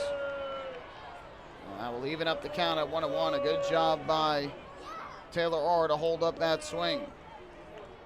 Ard had a double to lead off the second, later scored. Struck out in the third, popped to center in the fifth, and drew a leadoff walk in the eighth, the only base runner the Ducks have had since the fifth inning. 1-1. Half swing again at a breaking ball down and away, but was able to hold up. And that will move the count to 2-1 on Taylor Ard. So nothing doing for the Patriots in their bullpen. Again, it appears like Matt Larkin's warming up in the bullpen down the left field line for Long Island. And this is Game 5. It is a do-or-die game for both of these teams. So it means all hands on deck on both sides. 2-1. Arda driving the air to left center field. Will this ball get down? Pacioli racing in. He won't get it. It's going to land for a base hit. Taylor Ard is on with 2 outs here in the 10th as he collects his second hit of the night. So Ard now with 9 hits in the postseason. 9 hits and 22 at-bats as he dunks a shallow single in a center.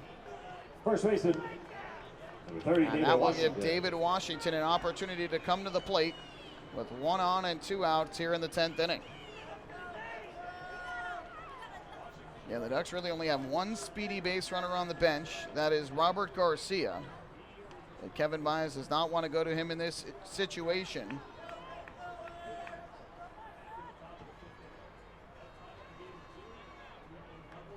Kensing looking in for the sign, also peering over towards Ard at first. Kensing is ready to go now on the hill. First pitch on the way to Washington.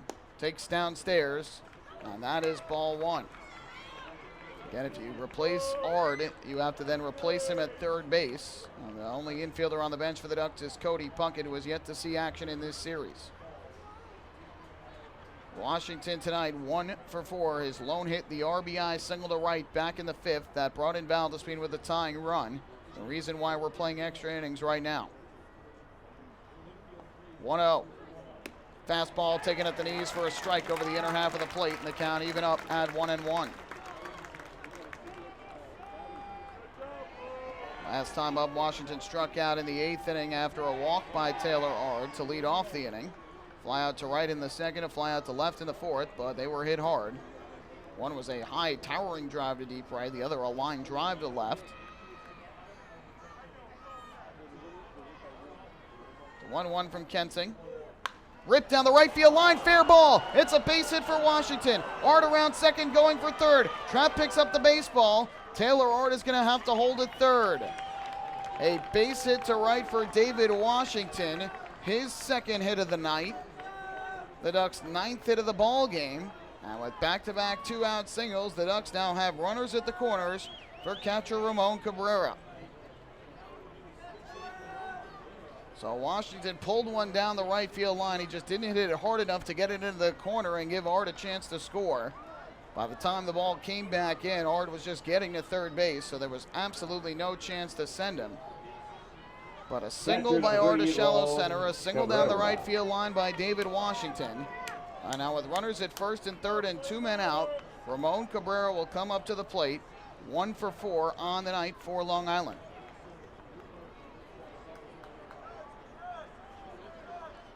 Kensing looks over his left shoulder at first base, and out comes Set. First pitch to Cabrera. Swinging a fly ball in the air to right center field. Francoso and Pacioli racing in. It's going to drop for a base hit. Ard is going to score. Washington goes to third. It's a shallow single to right center off the bat of Ramon Cabrera, and the Long Island Ducks take a 3-2 lead with a 2-out rally here in the 10th inning. First pitch swinging, and Cabrera gets it done. His first RBI of the postseason as he dunks a single in a right center in front of Justin Pacioli. And with 3 consecutive 2-out singles in the 10th inning, the Ducks have the lead.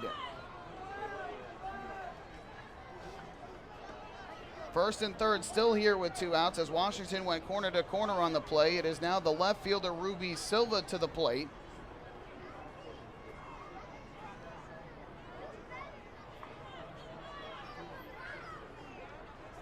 Kensing comes set. His first pitch. Silva, a chopper, weakly hit to third. Charging in is the third baseman, Francoso. Throws and just gets Silva out.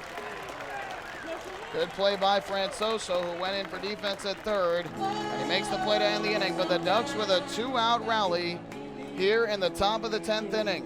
1 run on 3 consecutive 2-out singles. The blooper to center by Orr, the base hit to right by Washington, and the blooper to right center by Ramon Cabrera. No errors, 2 left. We go to the bottom of the 10th inning. Ducks 3, Patriots 2. Hey fans, this is pitcher John Brownell, and you're listening to Ducks Baseball on the Long Island Ducks Broadcast Network. Sayville Ford, Long Island's Ford giant, has been family-owned and operated for over 60 years. Stop by today to check out their giant selection of new and pre-owned vehicles at their state-of-the-art showroom featuring enclosed service drives and a luxurious customer lounge. Get giant savings on hundreds of new and used vehicles in stock. Sayville Ford, the no-fees dealer. Visit online at SayvilleFord.com or download the Sayville Ford app today to learn more. Call 855-917-8737 today. Bethpage Ballpark is a great place to watch a ball game, so why not do so from some of the best seats in the house? Long Island's hometown team invites you to check out the Long Island Ducks Beer Garden. Open for all fans on nights when the Smokin' Owl's party deck hasn't been reserved, the Beer Garden features a variety of the best brews, including popular fan favorites as well as local craft beer selections. The area has been decked out with bar rail seating and Ducks-branded furniture to provide a comfortable atmosphere for everyone. Be sure to stop by and enjoy the Long Island Ducks Beer Garden on your next visit to the ballpark.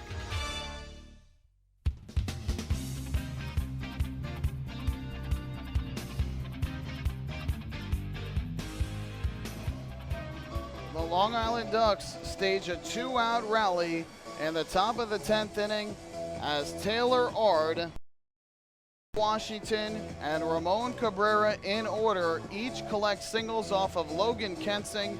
The Ducks have themselves a 3-2 lead, and Matt Larkins, the starter from Game 1 of this series for the Long Island Ducks, will come out of the bullpen in relief to try and close this ball game out.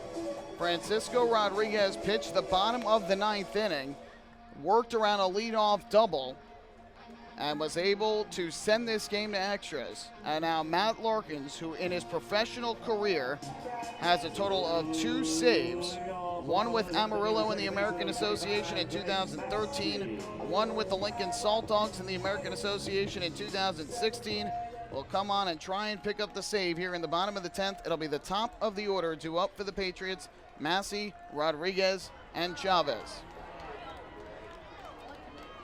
Larkins from the windup. His first pitch.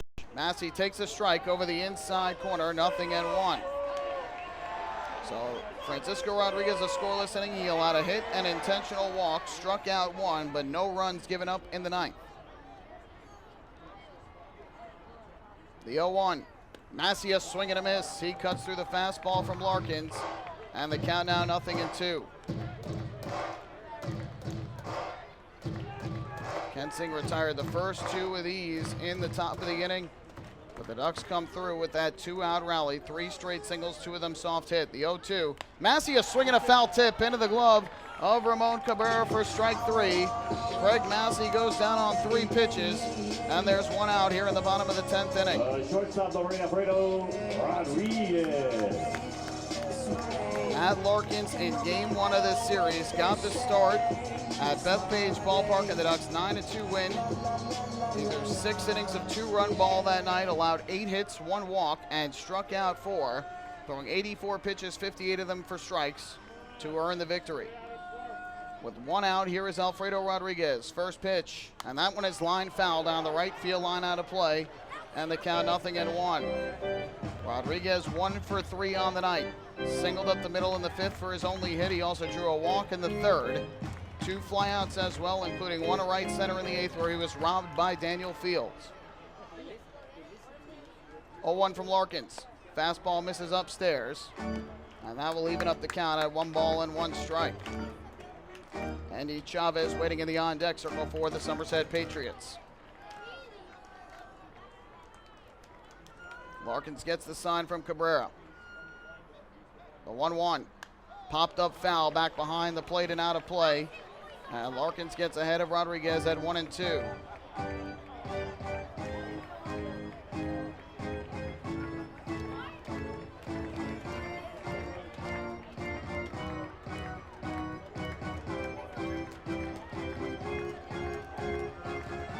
Larkins looking in, Rodriguez looking out.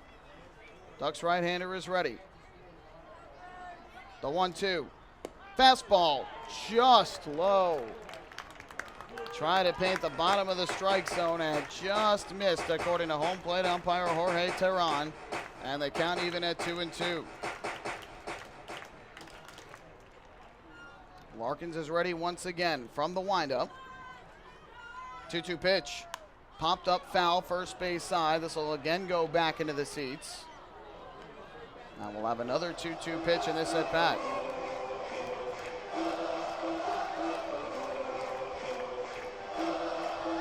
What a ball game this has been between these two teams. Division rivals meeting in the first round of the postseason for a fourth consecutive year.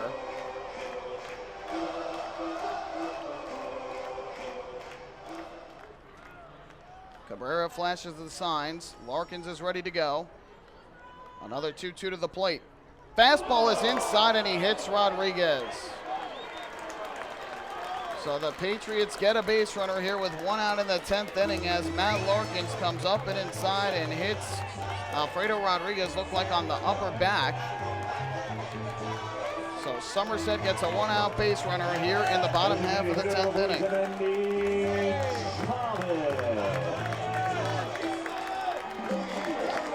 Larkins looked like he might have had strike 3 in that at bat on the 1-2. Pitch was called low. And now it kept the at bat alive. Rodriguez gets hit, so he is aboard. And now it is Endy Chavez, who is 2 for 4 with 2 RBIs tonight. Larkins' first pitch. Chavez takes a breaking ball. That misses outside. And the count 1-0. Chavez grounded to second in the first. In the third. Base hit to center in the 5th inning. And a ground out to second in the 8th. Larkins comes set on the mound. Here's the 1-0. Chavez pops one up in the air to shallow center. Going out is Lyons, coming in is Fields. Lyons has a beat on it. He'll make the catch. And that is the second out of the inning.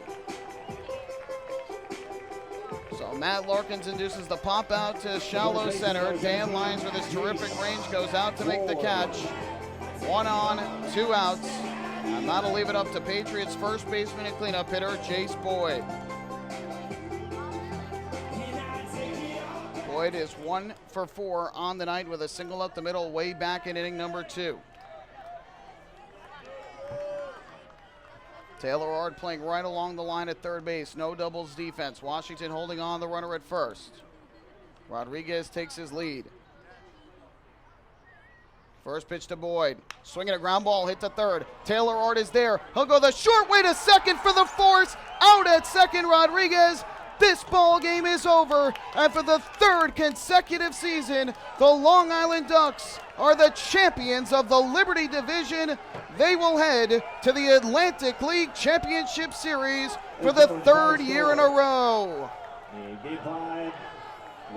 The Long Island Ducks out on the field, mobbing each other on the third base side as Matt Larkins records the save here in the bottom half of the 10th inning, working around the 1 out hit by pitch.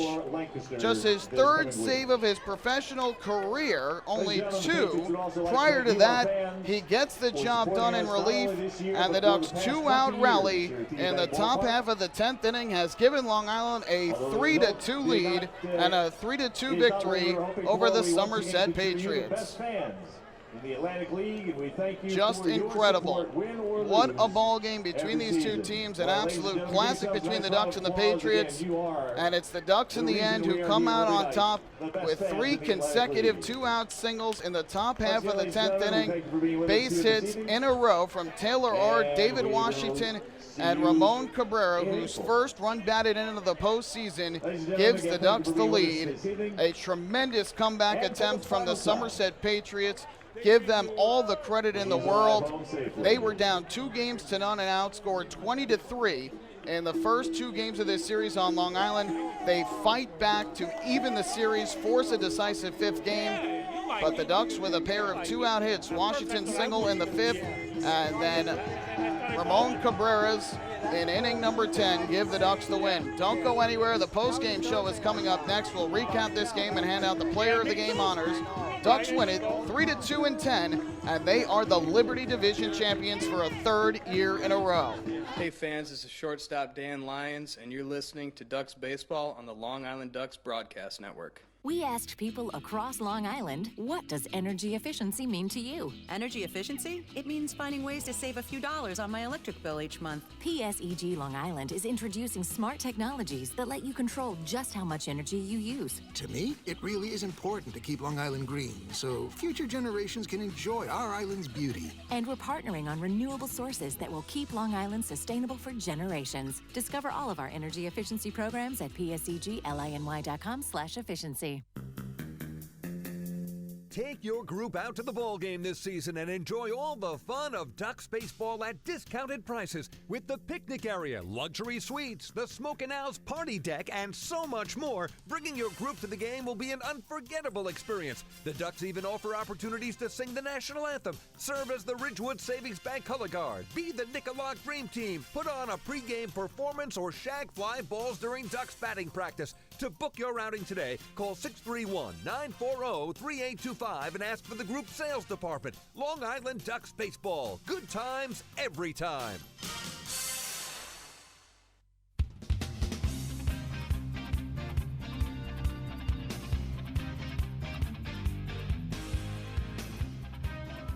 Back here at TD Bank Ballpark in Bridgewater, New Jersey, the Long Island Ducks, for the 3rd year in a row, are the Liberty Division champions.